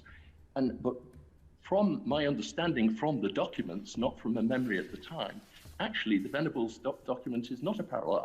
I can stand corrected on it. My best understanding, it wasn't just Martin Bashir, there was a Panorama producer involved. And my best understanding, possibly not true, was that document was compiled on the back of somebody reading into a tape recorder a document that actually existed that they had seen and that they had then created. Yeah. So it was a facsimile of a real document. And if you look at the contemporary, the evidence that is now available, the producer, and I presume Martin Bashir himself, was scolded for not making clear on air that it wasn't that the viewers were not seeing an original document. They were seeing something that was created. But my understanding, and as I say, it may be imperfect, was that actually that was a facsimile of a document that really existed. Yeah. Okay.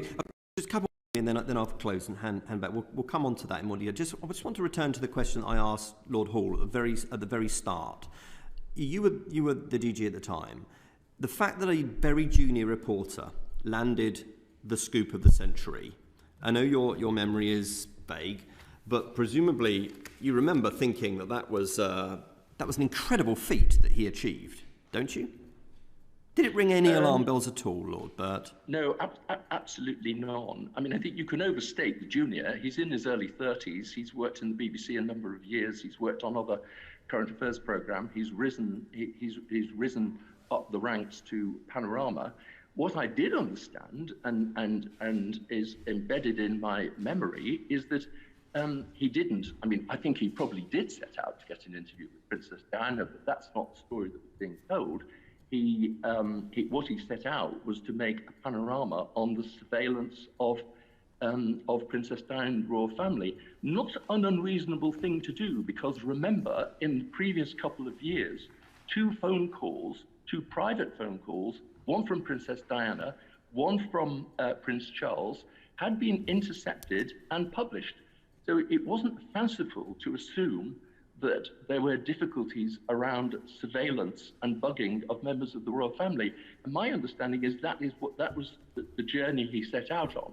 Now, given what we now know about how he thinks and how he calculates, and given the skill with which he assembled the yarn that he took to Earl Spencer, I think we can be reasonably suspicious that he had that as objective, all along. But you didn't think, why has Nick Whitlock got this? No, absolutely not. Okay. Why would one? You wouldn't stare a gift horse in the mouth. You're being told, just as Lord Hall said, he only knew a couple of weeks before. I knew even less time. I think it's good. You said something very interesting there. You wouldn't look a gift horse. I have a feeling that my chairman might return to that. Just finally, can I just ask you this, Lord Birt? I'm interested in your personal feelings about this now, given the recollection that you've learned in recent months about this. You were the new knowledge. Yes, your new knowledge. So with your new knowledge, you were the boss. You were the DG when this went on. An interview with one of the most famous people on the planet was attained under false pretense. Reputations were trashed, Matt Wiessler as an example, and in the words of the Duke of Cambridge, this made lurid and false claims about the royal family, which played on her fears, his mother, and fueled her paranoia.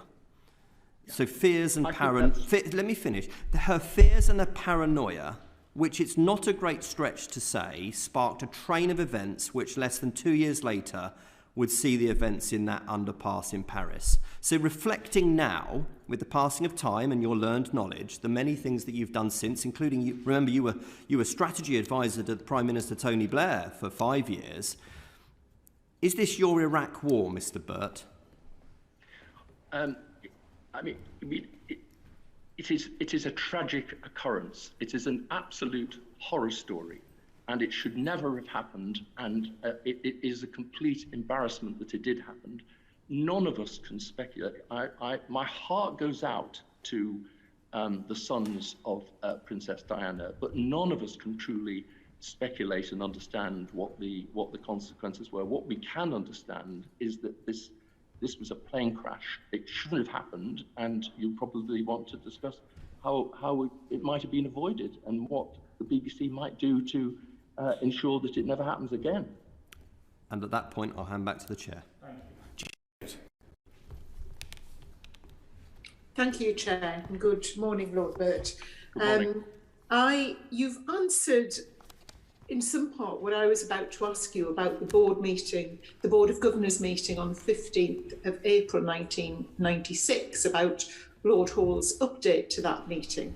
I wanted to know what you made of it. You've expressed what you think of that, but can you actually, in reflection on what else you said, can you actually remember the board meeting? No. Know what you thought at the time? Absolutely not. I don't remember it. And I think the committee may find that surprising, but by the way, I haven't met anybody who does remember it, and there may be people who do. Lord Dyson doesn't appear to have surfaced them. And I think, however hard it is to understand, it is because of the nature of the report that Lord Hall made, which we've exhaustively discussed so far, about what the origin of those documents was. Please may I finish? A recognition that those documents should not have been created, and the reprimanding of the reporter concerned, and a letter from Princess Diana. All of these things reported to the board, and it didn't. It's embarrassing to say it now, but it didn't have the consequence at the time because of that very limited and wrong understanding of events. It didn't have the impact that in hindsight you might think it would have done.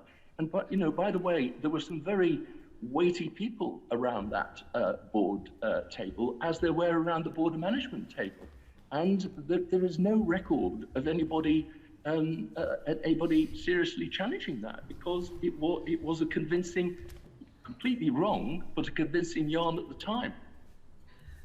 So two things there. One thing, I accept 25 years ago, I remember some things I did that year. I don't remember everything. Most people remember things of personal significance. Yeah. However, the Diana interview, the Princess of Wales interview, was such a huge thing, probably one of the most memorable things that I can remember watching on television in my life. Indeed. So it wasn't that it was an insignificant thing that you were talking about. That's why I'm very surprised that you have no recollection. No, well, I didn't say I had no recollection of events surrounding the interview, because you are quite right. This was an extremely important event in my life and that of everybody else concerned. And I have a reasonable recollection of those things where I myself was, so to speak, in the lead. And for instance, in discussion of the interview itself, whether I led the discussion about whether it was legitimate to do it, and if we did do it, what was reasonable to ask Princess Diana and what we shouldn't ask Princess Diana. I don't have a detailed understanding of that meeting, but I can remember the occasion, and I can remember some of the things I said, and I can clearly remember what I thought at the time. And I had to make a decision, because Princess Diana she only imposed one condition, which was that she and only she should inform the Queen when the interview was done. And I had to think about that and agree. And I can clearly remember, because my main problem, it was, as has already been alluded to, I'd had an excellent relationship with the chairman of the BBC over the best part of 10 years, but it had deteriorated over the previous year. And he was,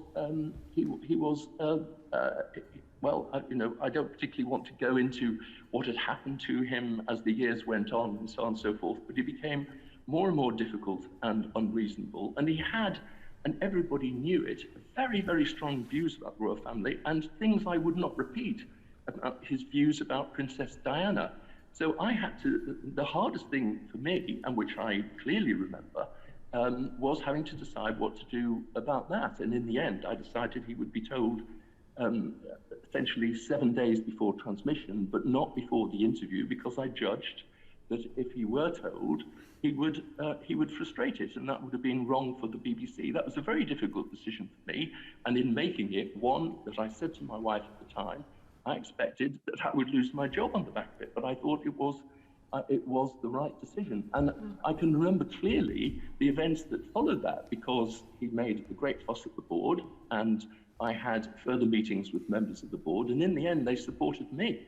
And all those things I remember, but self-evidently from Lord Hall's account, this investigation was conducted not just by Lord Hall, but all the other people we've mentioned in line. And then that was reported up to me, and I have a very limited memory of that. Yeah, you had no reason to question Lord Hall's evidence to the Board of Directors. Absolutely not. The same as everybody else. If you have, and Lord Hall's talked about trust. I knew all 5 people in that line. They are all people of real integrity and ability and experience. And if somebody tells me that those 5 people are standing behind that, believe me, I'm going to believe it, and I did. So if we move on to the BBC's internal investigations into the allegations around Martin Bashir, without being approached by the BBC, how could Earl Spencer have presented himself for questioning in that process? Well, I think Earl Spencer has been asked why he didn't come forward, and I respect his answer, which was he was very concerned for the welfare of his sister, and he didn't want to, after the interview went out, he didn't want to undermine her by revealing all of his doubts about the process that he'd been involved in. I think when he did talk to people, because as Lord Hall has already mentioned, he talked to some members of the BBC, he actually raised other issues, not the documents. My best understanding is that Earl Spencer himself didn't understand the documents were fake. But if as I discussed this at length with Lord Dyson, if we had gone to Earl Spencer, we would have discovered, and I think there were very good reasons why it didn't occur to them, but if we had have done, we would have understood the complete incompatibility between Martin Bashir's narrative and Earl Spencer's, because what Earl Spencer says is, Martin Bashir showed me these documents at the beginning of the process in late August, early September. What Martin Bashir told his colleagues in the BBC is these documents were created, as I've said, on the basis of information from Spencer and Princess Diana, just very briefly, in October, not long before the interview was conducted. And it's that disparity in the evidence that finally, when Earl Spencer did come forward, started to unravel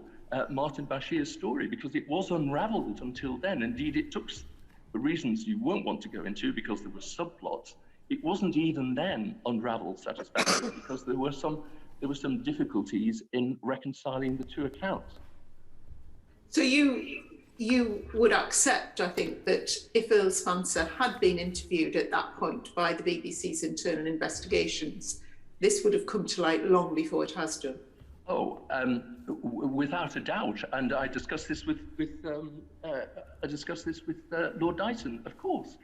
If Earl Spencer had come forward with the account that he finally came forward last November in the interview he gave Richard Kay, it would have blown Martin Bashir's account right apart immediately, and the history would have been different. I'm very, very sorry indeed that it took 25 years for this terrible story to emerge.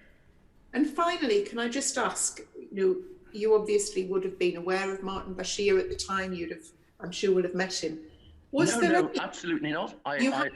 No, I didn't meet him at the time, and as far as I know, I never met him since, and I doubt I was even aware of him. You weren't aware of him? I doubt I was aware of him.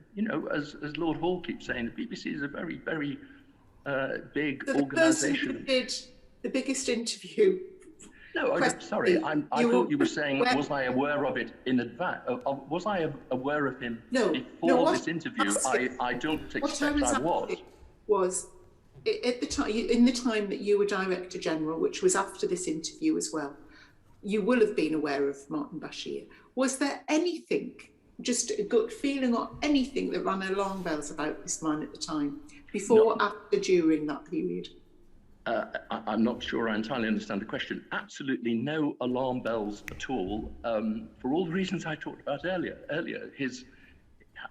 The quiet, gentle, emotionally sympathetic manner that you see in the interview itself. No, there were no alarm bells. Frankly, alarm bells rang subsequently big time with me when he got into trouble in America and the appalling things he said about Sarah Palin and his ill-judged comments about Asian babes. And to be honest also, nobody else has mentioned this, I felt very uneasy about what he did with Michael Jackson. And that was the first time that my doubts started to kick in. And indeed, you can't be definitive about what he did with Michael Jackson. But I never liked the smell of that, and the lack of the failure to reach proper conclusions in that. So I did subsequently think, goodness me, I'm not sure about this person. Thank you. Thank you very much. Thank you. Chair. Clive Efford. Thank you, Chair. Lord Birt, you've read the Lord Dyson's report and you've listened to Lord Hall's evidence this morning. Is there anything, looking back on that period, that you feel let down by?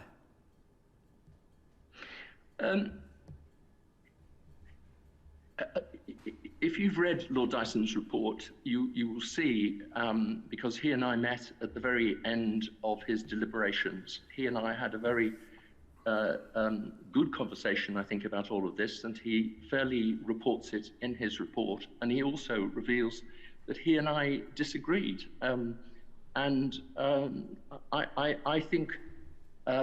I think he judges my former colleagues too harshly, given the circumstances that I shared with the committee earlier. And you know, if you say, do you have regrets? Then, I mean, I don't know how many of these people you've met, but Steve Hewlett had a take no prisoners personality. He was not a man you got on the wrong side of. He was extremely forthright. Tim Gardam is one of the sharpest minds of anybody I've ever met. Tim Souter went on to very important jobs. Anne Sloman, has already been mentioned, was a significant figure in radio. So none of them spotted. Maybe another person might have spotted the discrepancies in his testimony, and there is a mystery about why Tim Gardam's report never informed subsequent deliberations. So, you know, yes, it would have been terrific if one of them had spotted flaws, had dug deeper, and so on and so forth. But I have to say, as the Director General at the time, this was my team, and these were people that I respected, and were and are people of real integrity. So, you know, of course, we can all completely agree that what happened is deeply, deeply regrettable. But it's better to understand how it happened and then to work out what would you do to make sure that it never happened again. But again, recognizing this is probably a 1 in 100-year occurrence of having a rogue reporter who's willing to be deceitful on this scale. Well, it's not the first time to be deceived on a massive scale, but we're probably not best go down that rabbit hole. Perhaps you'd remind me of when those other occasions are. Well, Jimmy Savile would be a big one that would jump out at me. If you've that one. I know there's massive amnesia at the BBC, but I'm sure you've not forgotten that. So could I just ask you that about you've said that that you know, this was a very devious individual that misled everybody, and the BBC and all its officials and all its really hot top reporters were all just bamboozled by this individual over a long period of time. But Mr. Wiessler came forward after the broadcast. What happened then? Was that brought to your attention? Only in the context of Lord Hall's report, and you've already talked to Lord Hall about that. He reports, and indeed the documentation which we can all study is completely clear about what happened when Matt Wiessler came forward. He was respected as a whistleblower by Tim Gardam. Tim Gardam acted with real dispatch and vigour, immediately confronted Martin Bashir about it. He got the story. Tim Gardam got the letter from Princess Diana, and he was reassured by that letter, and he went back to Matt Wiessler to say, don't worry, because Matt Wiessler was completely understanding. It was perfectly legitimate for him to come forward, and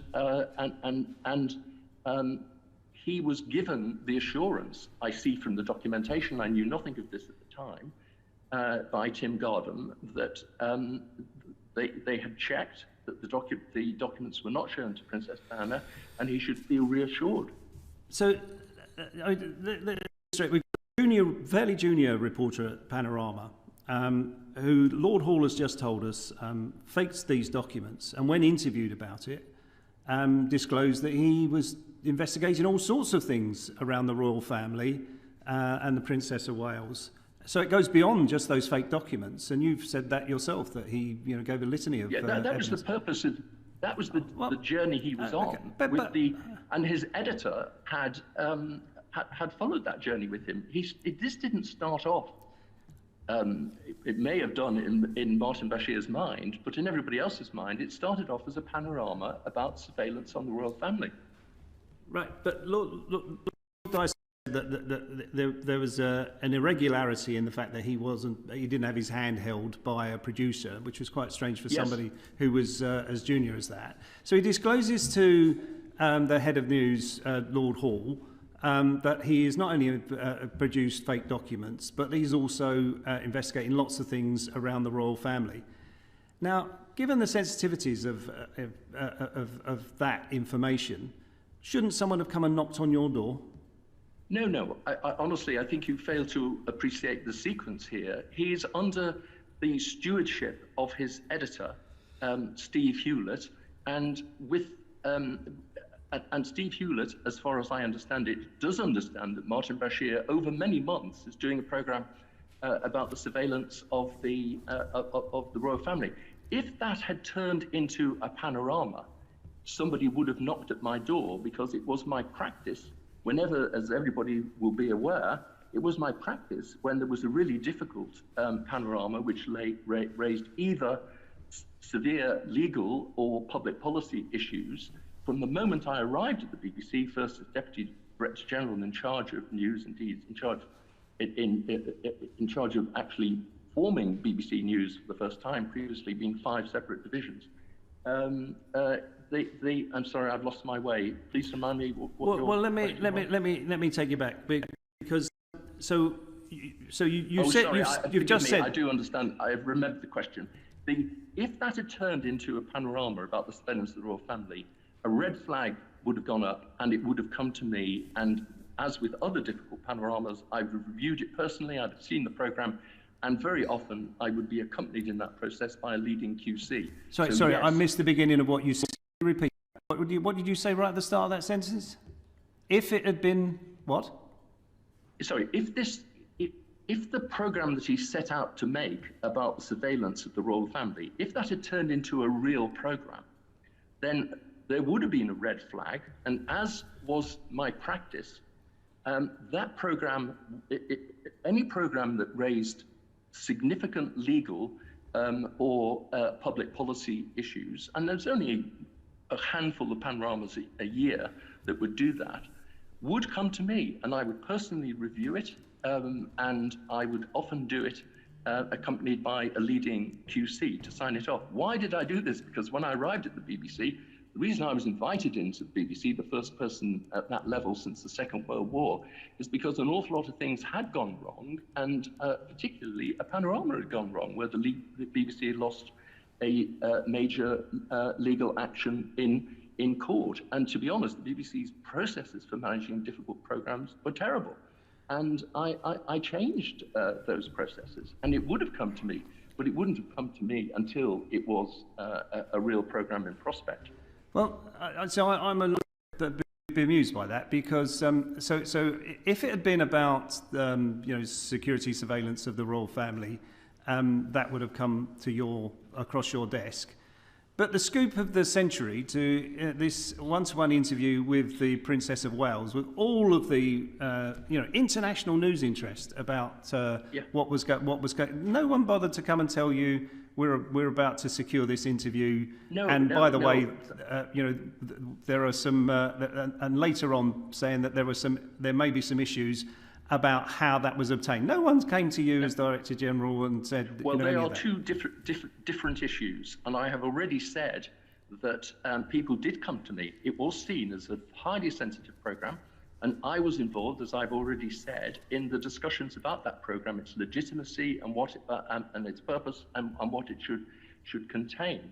Your second question is completely different. And when we became when did we become aware that was a problem is when the Mail published when did I become aware there's a problem is when the Mail published the false documents in the following year, and that launched Tony Hall and Anne Sloman's investigation, and to the best of my knowledge and memory, that was the first time I was aware of it, and then Tony properly reported that up to myself, the Board of Management and the Board of Governors. Well, given your rigorous approach to news and making sure people checked all sides of stories, did you question anyone about why no one, particularly Anne Sloman and Lord Hall, did you question why they didn't contact Earl Spencer?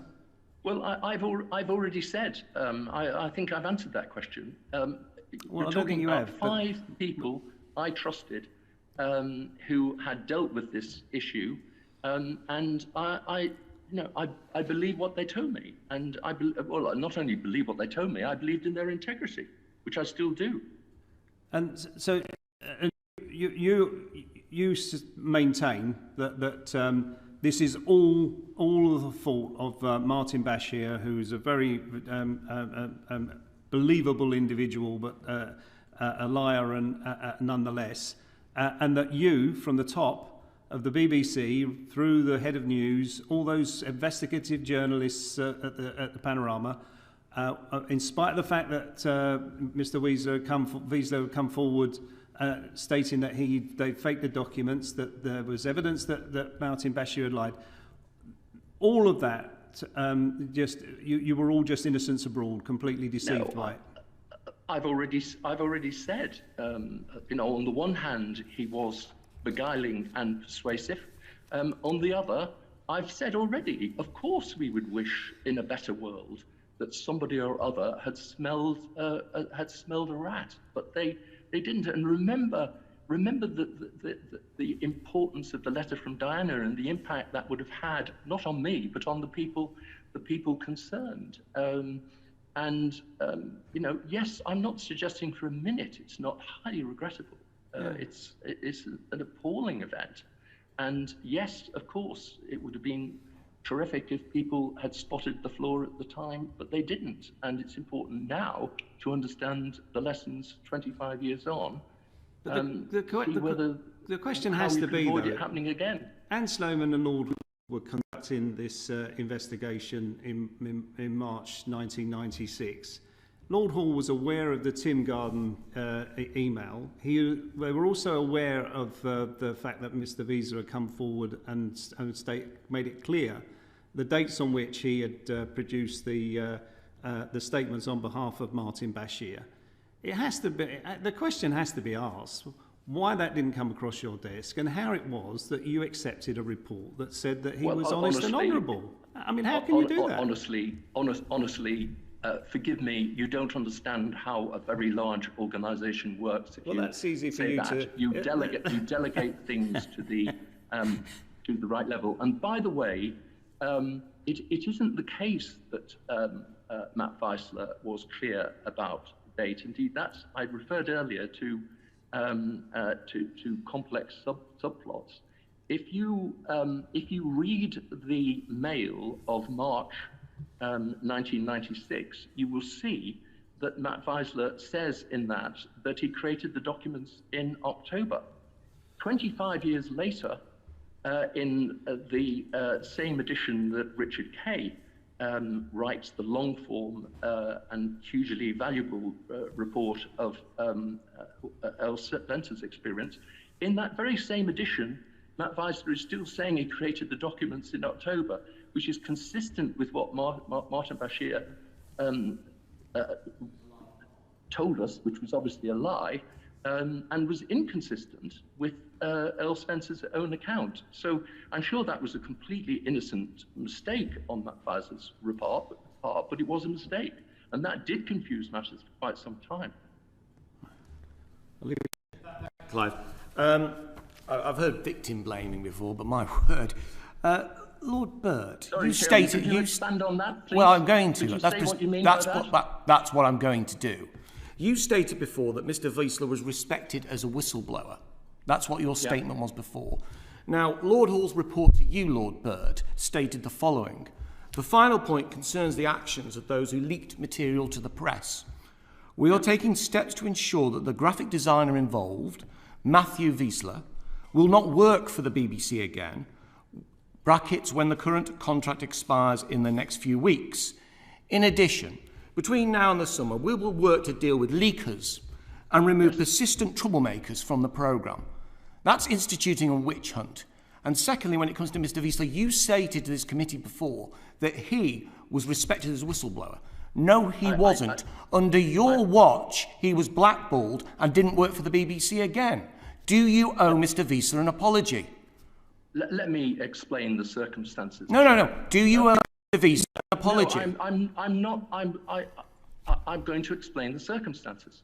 And the circumstances, as I've already said, are that, and this is, I have to repeat that my understanding comes from a forensic reading of the documents, no memory whatsoever of what happened at the time. But when I talk about him being respected as a whistleblower, you can see from the documentation that Tim Gardam did respect him as a whistleblower, and that was the reason for my reference. So you have to ask Lord Hall why he used the language he did. My reading of why did you allow the language to be used? Hang on, please. I'm really sorry. No, order. You're not answering the question at all. And the point is... I am answering the question. Well, look, you stated that he's respected the whistleblower. Now, you say that's with Mr. Garnham, etc., etc. Okay, we can accept that. However, you received a document. You have read this document. It is you say to yourself it's a forensic document. You have read it. You have no personal recollection of the time. You have read that document. Now, what do you think, as an individual who was in charge of the BBC at this point, when your subordinate comes to you and basically says, well, I'll tell you what, the person who leaked that story, we're going to fire them. We're going to get rid of them. You think that's acceptable for you to have green-lighted that, or at least to have stood idly by? Is that acceptable? Well, you put your finger on the issue, but honestly, this is a matter you should discuss with Lord Hall, because as I keep saying, I was not involved in the detail of this. But if you read the documents, it is clear that everybody involved, starting with Steve Hewlett, believed that there was a massive problem of leaking on the Panorama team, which Steve Hewlett addressed. The documents tell you Steve Hewlett addresses this with the team, and Sloman is obviously very concerned about it. Tony Hall is indignant about it. And I'm not in a position to tell you why exactly they included Matt Wiessler in that. But plainly, they were thinking about him as a leaker, not as a whistleblower, because the record is clear that he was respected as a whistleblower. Well, one organisation respected him as a whistleblower. However, the person who's conducted this inquiry referred to him as a leaker and wanted to get rid of him. I return to my first question to yourself, Lord Birt. Do you owe Mr. Wiessler an apology, as you were Director General, when it came across your desk that he basically should lose his job for, as you say, being a whistleblower? Do you owe an apology? I'm not in a position to... I don't understand enough of what happened and what Tony Hall and Anne Sloman knew to be sure about that. What I do completely recognise is that his value as a whistleblower, if he had not come forward, as I said earlier, I doubt very much we would know anything about this matter. But you wouldn't have been able to close. You wouldn't be able to down the matter, would you? As a whistleblower and not qualified to know why Anne Sloman and Tony Hall took a different view. Look, so you're not going to measure of. I'm sorry, Mr. Wiessler. We were wrong all those years ago to effectively blackball you. I don't know enough about it. Well, it's there in black and white. You said you read the documents. It's there in black and white. The recommendation is that he's fired. No, there is nothing in the documents which tells you about who Steve Hewlett, Anne Sloman and Tony Hall thought were leaking improperly. Okay, the final point concerns actions of those who leaked material to the press. We are taking steps to ensure that the graphic designer involved, Matthew Wiessler, will not work for the BBC again. Those sentences are concurrent. Is it just by accident that they're together then? Is that what you're saying? Because the truth of the matter is that they are pointing the finger at him as the leaker, and then they are saying he's going to be fired. And you saw that document, and you effectively approved that course of action, either by saying that it was the right thing to do, or by just sitting on your hands. So what is it? As did everybody else who saw it. Well, you were the Director General. You were the Director, and you instituted a report. Please let me finish. The whole of the Board of Governors saw it, the whole of the Board of Management saw it, and they trusted Tony Hall and Anne Sloman to have made a measured judgment. I don't know what that measured judgment was, but it's come up over and over again in this fight. You have to respect and trust the people that work for you. And well, does that include firing them? Does that include firing them, like Mr. Wiessler, or is it only the people nearest to you? We can usefully go round this circuit again, Chair. I've said all that. Look, I just think perhaps just in this dark episode, perhaps just have the guts to say sorry to someone who's basically had their career ruined because they chose to do the right thing. Maybe that's just I mean, forgive me for saying so, but maybe that's just what you want to do. I don't know how many times I can say it. I don't have enough evidence. John Nicholson. Why Tony Hall and Anne Sloman said that. John Nicholson. Thank you, Chair.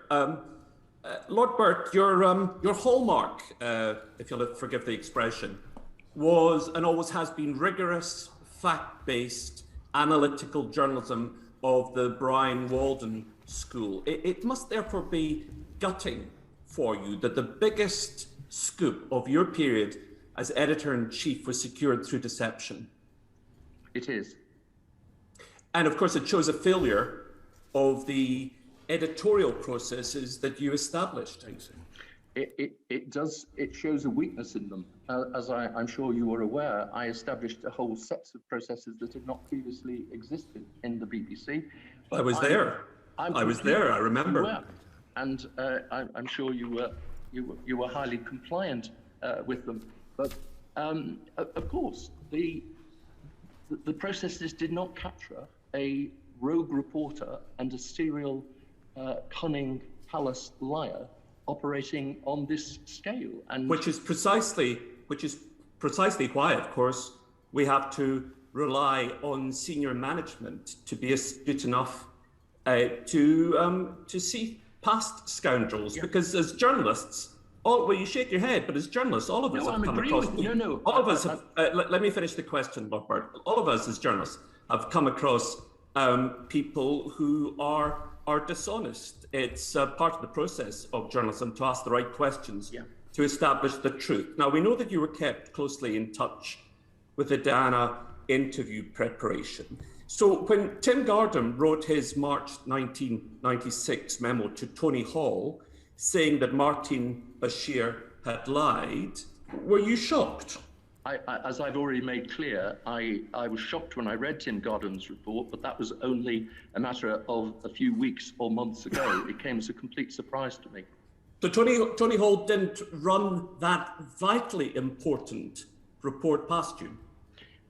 I can't find enough ways to say no. And well, presumably that's the reason that you wrote to a member of Parliament, John Garrett MP. I have the letter here in front of me, and you said to him, to Mr. Garrett, these allegations were thoroughly investigated by the BBC, promptly and thoroughly looked into. the BBC has been able independently to verify that the documents were put to no use, which had any bearing, directly or indirectly, on the Panorama interview. And of course, that was false. It was false, but it was believed. And I can't say enough times that the simple conclusions of Lord Hall's report were accepted as the truth. And they were accepted, by the way, by the corporate centre at the BBC. Now, I signed that letter, but you will understand how large organisations work. There were hundreds of letters a day came into the Director General's office, so that letter would have been, and indeed you will see it was copied to the BBC's legal advisor. It would have been drafted by a unit at the BBC, and it was their honest understanding of the conclusions of Lord Hall's report. There's absolutely no way in which anybody was trying to cover up or mislead. That was their best understanding of the situation. Did you make any independent effort yourself to try and establish the truth about Martin Bashir when Tony Hall had told you that he was an honest and honourable man, or did you simply accept what Tony Hall had told you? I did accept what he told me, and for all the reasons I keep saying. It wasn't just Tony, it was Anne Sloman and Tim Gardam, Tim Souter and Steve Hewlett. Yeah, but you see, the thing is that both you and Lord Hall keep talking about how the BBC is a large organisation and how it's very decentralised. But of course, you reversed a lot of that when it came to journalism, because you and your team micromanaged. I remember standing in BBC corridors with my editor's boss asking me to keep a close eye on my editor to make sure that my editor upheld journalistic standards. So there was a whole process that went up. Absolutely. And you reversed the whole, what you saw as the woolly procedures that went before. So what surprises me about all of this is if you've got this very hot potato, you've got very good intelligence information. Your passion, of course, is news. And all of us who were around the BBC at the time just remember how many stories were circulating about Martin Bashir's methods. Are you saying you heard none of this, despite your passion for news and your close knowledge of all the players? Well, you kindly characterise my outlook, and correctly. I did have a very strong belief in rigorous, impartial, fair journalism. I was completely unforgiving of anybody who was not trying to uphold those standards. Okay, so did you pick up the phone and do any fact-checking independently yourself as editor-in-chief? Honestly, we're going around the same course. Well, we're not actually. What we're doing is we're pursuing the point. I want to know, apart from delegating to all these other people, and we're talking about, for instance, Steve Hewlett, who's now dead. We can't ask him any questions. We can ask you questions. I want to know if you picked up the phone to do any independent fact checking. I think you're telling me you didn't. So looking back, with the knowledge that you could have had then and that you do have now, do you think Tony Hall was just incompetent, or that he deliberately misled you? Well, I'm not willing to talk about a colleague that I worked with over a very long period of time, for whom I have the highest regard and trust. There's no way that I believe that Tony Hall knowingly did anything wrong. I'm sure. And yet he didn't tell you about, you've just confirmed that he didn't tell you about this vitally important Tim Gardam document, which showed that Martin Bashir had lied 3 times. Now, that is clearly something that he should have told you about. Well, I think that is something that you have to ask Tony Hall. Well, I can't, because we just finished the interview with him, so you know I can't ask him about it. So that's one of these things that politicians quite often say, you'll have to ask X. I'm wanting to ask you, because you're here, do you think that he should have told you about the Tim Gardam document? Well, I would like to understand why he and Anne Sloman didn't not only unveil that, but understand why they took the view that it wasn't worth reporting on. I did discuss, I think, this with Lord Dyson, and I do wonder, given Martin Bashir's skill, I have hypothesized and surmised, because I don't think anybody can remember the answer to your question, but I've surmised myself that I doubt very much that Martin Bashir put his hands up and said, I'm a complete compulsive liar and I've made the whole thing up. My suspicion... Hang on, please let me finish. He does actually acknowledge that he lied. Eventually, he acknowledged that he lied. Yeah, but I didn't know about that. My suspicion... No, because you didn't know about it because Tony Hall didn't tell you about it. I'm sure Tony Hall dealt with this, and Anne Sloman dealt with this. My suspicion is that Martin Bashir had a good explanation as to why he hadn't told them the truth. Like, for instance, his sources on the I simply don't know. Well, it's an extraordinary thing, isn't it? You've got this landmark documentary. It's getting headlines all around the world. Tony Hall, who is your protege, senior figure, Tony Hall knows that the person who made it has lied, has acknowledged lying 3 times, has been reprimanded in a BBC management letter for lying, yes. And he doesn't think to mention that to you as the editor-in-chief. That's clearly a dereliction of duty. Unless there's a good reason for it. What would that reason be?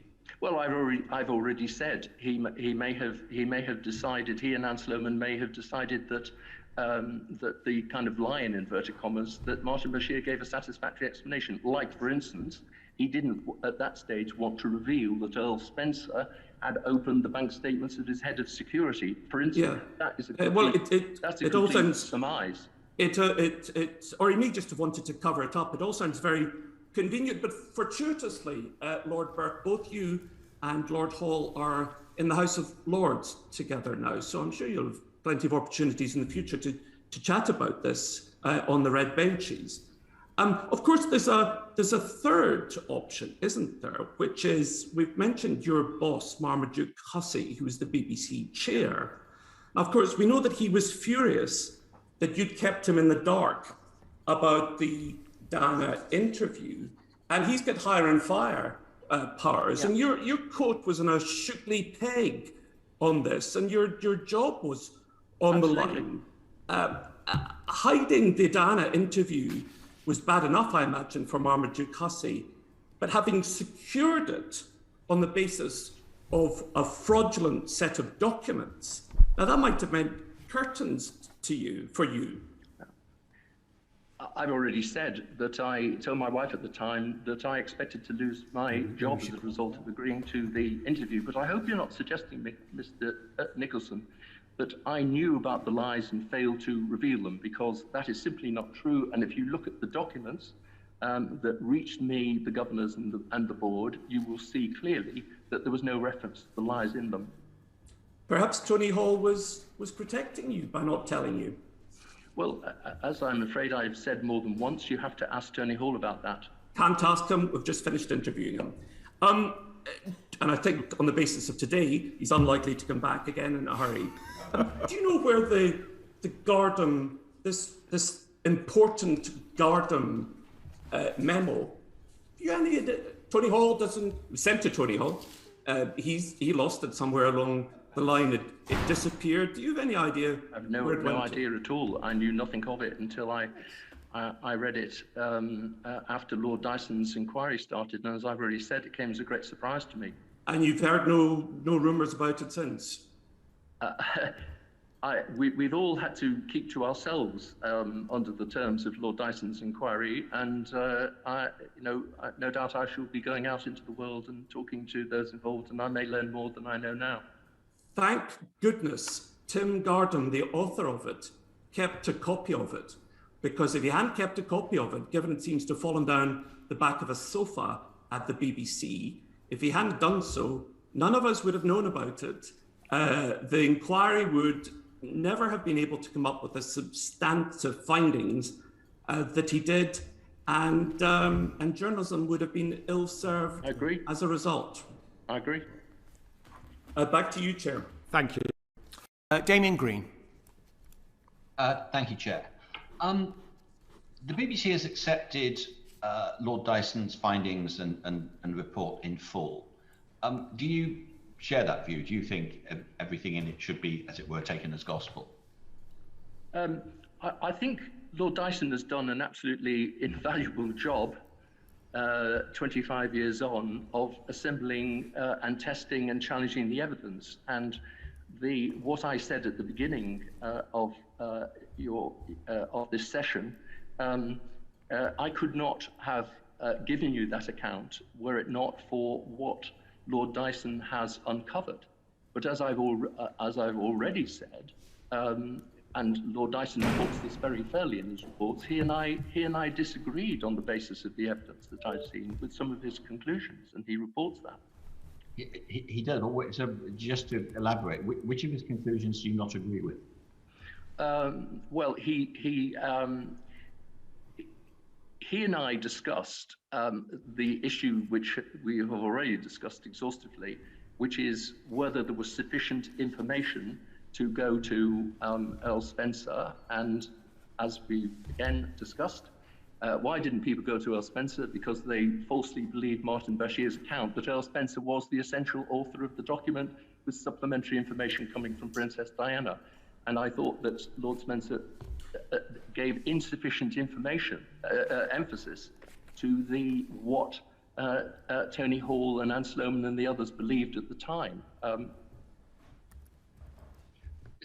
And he also, I mean, the second area which he and I disagreed on, and again, this is surfaced at the committee, was that he suggested that Anne Sloman and Tony Hall and others were too credulous, and I thought he gave insufficient weight to the things that I've discussed, which is the sheer scale of the deception that Martin, I don't think he put sufficient emphasis. He rightly and properly unveils the deception that Martin Bashir exercised in respect of Earl Spencer and Princess Diana. I don't think he put sufficient emphasis on the equally elaborate deception that Martin Bashir prepared to avoid detection from his BBC colleagues. And so, you know, we can all discuss how a different group of people might have been more questioning, but I thought there were good reasons, which I've already rehearsed with the committee, why I think it was unfair to label them as being over credulous. I mean, that gives rise to the whole issue of process, and in your exchanges with John Nicholson, we've already established that one of the things you were about to establish, Jeff, was trying to establish rigorous. Yeah. And since it seems to me that the most useful thing about this session will be if we can explore that the BBC has changed enough, because the assertion is constantly made, this couldn't happen today. And you're the world expert on sort of journalistic processes and things like that. I'm still slightly hazy as to why it couldn't happen today. Particularly, I mean, you make the point that Martin Bashir may be a uniquely brilliant sort of fraudster and liar in the history of BBC journalism. I'm slightly skeptical about that. For all any of us knows, there may be someone like that making their way up the ranks of the BBC as we speak. Yes. What's changed? Why couldn't this happen again? Well, I think it's a really good question, and I think it's extremely difficult to catch a fraudster, which is what he was. I mean, I have thought about this, and I can't give you any answer which I think is definitive, but I think the first thing I would say is, I mean, everybody has to learn from this, and I'm sure every editor in the BBC will already have learned from this. So the first thing is, and I don't know the answer to this, were there any warning signs? I mean, when you work closely with people, we've all worked closely with people, you find lots of subtle ways of understanding their character and their personal ethics. So the first question in my mind would be, were there warning signs about Martin Bashir, which I'm unaware of, and anybody in the future who sees warning signs about a lack of personal ethics in any colleagues has absolutely got to run up the flag. The second issue, and I think this arises from the reappointment of Martin Bashir as well, is due diligence. Now, I'm not sure this is reported out in this state, but I work a great deal in the private sector, And all institutions develop over time, and institutional practice develops over time. And in well-run institutions now, people really due diligence anybody who's coming into a position of trust. I'm not sure this would have caught Martin Bashir, the so-called junior reporter who'd come from public eye, but plainly to these days into sensitive appointments, you've got to do the most, in the private sector, the scale of due diligence that's done on sensitive individuals is awesome. I think the third thing, which most went wrong here, is that he was allowed to act as a lone reporter, which I think was probably relatively unprecedented, but we can see why that happened, because his access to Princess Diana, and he controlled that access, and it created an aura over the whole episode. But no BBC reporter should again work as a sole trader.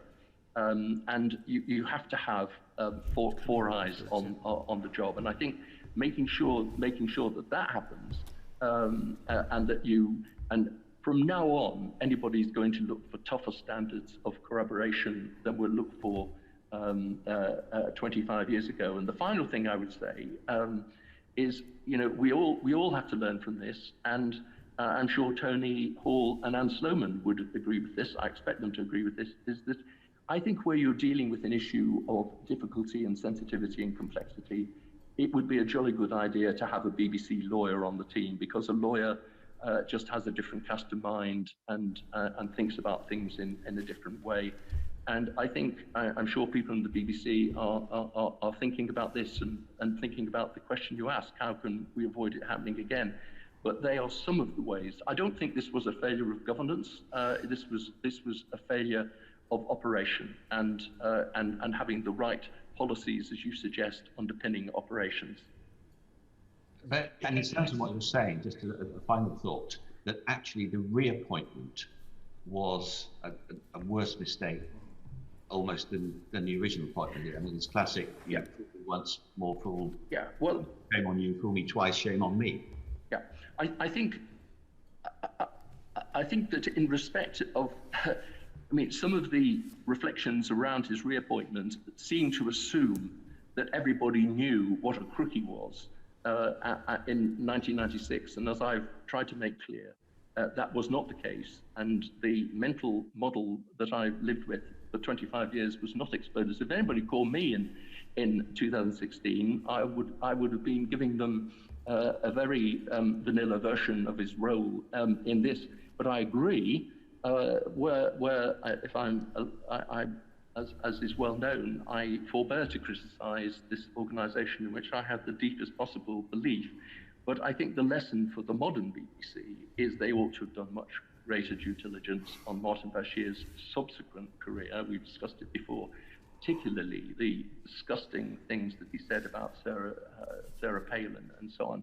And I think that, that there is a terrible irony in all of this, that he starts his BBC career on songs of praise and ends it as BBC's religious editor, and in between perpetrates one of the biggest crimes in the history of broadcasting. I do question whether a proper due diligence would have unveiled the fact that he simply was not a fit and proper person to be the BBC's religious editor. But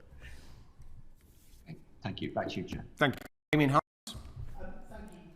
And just while we have you here, can I ask you something about something different, which is about the role and meaning of impartiality, or due impartiality, as Ofcom reminds us it technically is. I think most people acknowledge the BBC has a worldview, and however stories are covered, there is always a choice of which stories you cover. Yeah. You now have new stations coming on stream with part of their mission being to hear from marginalised and overlooked voices. And for a number of years now, we've had radio stations with individual slots on them with more of a political hue. Lord Grade has spoken of the anomaly of the impartiality rules. I just wonder, from your long view perspective, how did we get here, and how do you interpret, or did you interpret, rules on impartiality at the time?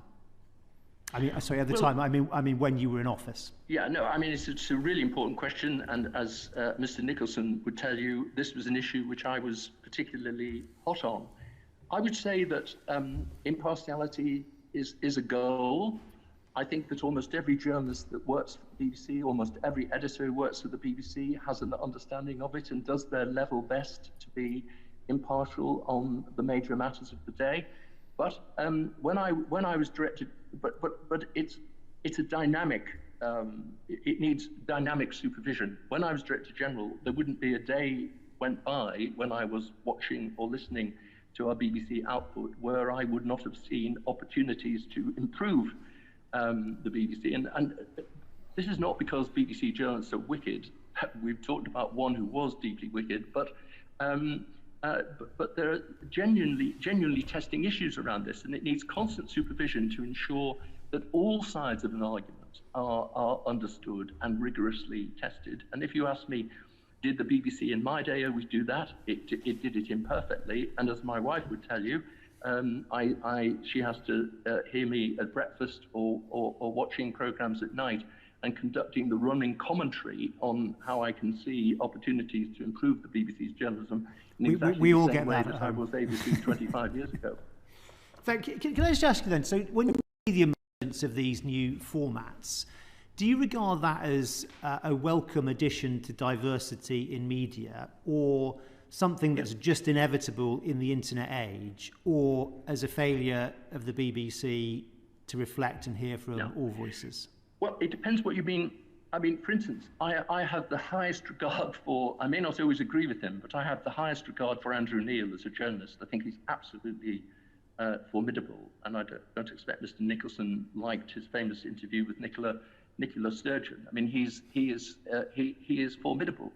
And I welcome a world where there is real diversity of journalism and where every perspective is tested. But let's face it, the BBC is one of the most cherished institutions, not just in the UK, but in the whole world. It has the most respected news brand in the whole world, and that is not because it always observes perfect impartiality, but because the whole world can see that it tries, that it is honest and decent. And this sad event that we're discussing today is a blot on that long and honourable tradition. But there, I hope, will always be a role for a BBC, as we see in the pandemic, which is doing its level best to understand what's going on, parade that understanding, to test governments, to test opposition, and so on. It is utterly invaluable part of our national landscape. And finally, both you and Paul have spoken a lot about the issues around running a very large organisation. I think we all understand that being at the apex of such an organisation, you can't know everything that's going on. But in most organisations, there are some matters which would break through that complexity. And in particular, when we talk about something like the rehiring in this case, you would think that would be one. I just wonder, the number of times that you and Lord Hall had to plead the size of the organisation as a reason for what happened. I just wonder if you might now conclude it's just too big. Well, I wouldn't conclude that, because, as I've already said, I think this is an enormously valuable cultural asset for the country and indeed the world. And, but it could be a number. It could be a number of slightly smaller, very valuable assets. But you don't. What bits would you cut off? The BBC radio is in stunning condition at the moment. The television channels, its dedication to drama, to comedy. My wife and I have been watching Springwatch. Nobody else in the world does anything wonderful as Springwatch. Local journalism is in decline. Every night I watch the BBC's local journalism. I wouldn't cut any of that off. I passionately believe that the BBC needs to be supported and well funded. And let's face it, it's taken some mighty hits over the last 10 years. And I'm deeply concerned about its future. There's a difference between broken off and broken up. I was asking about the size of the organisation, not whether all parts of current outputs had a role. Thank you, Chairman. Thank you very much. That concludes our second panel. Thank you very much for your evidence today, Lord Birt.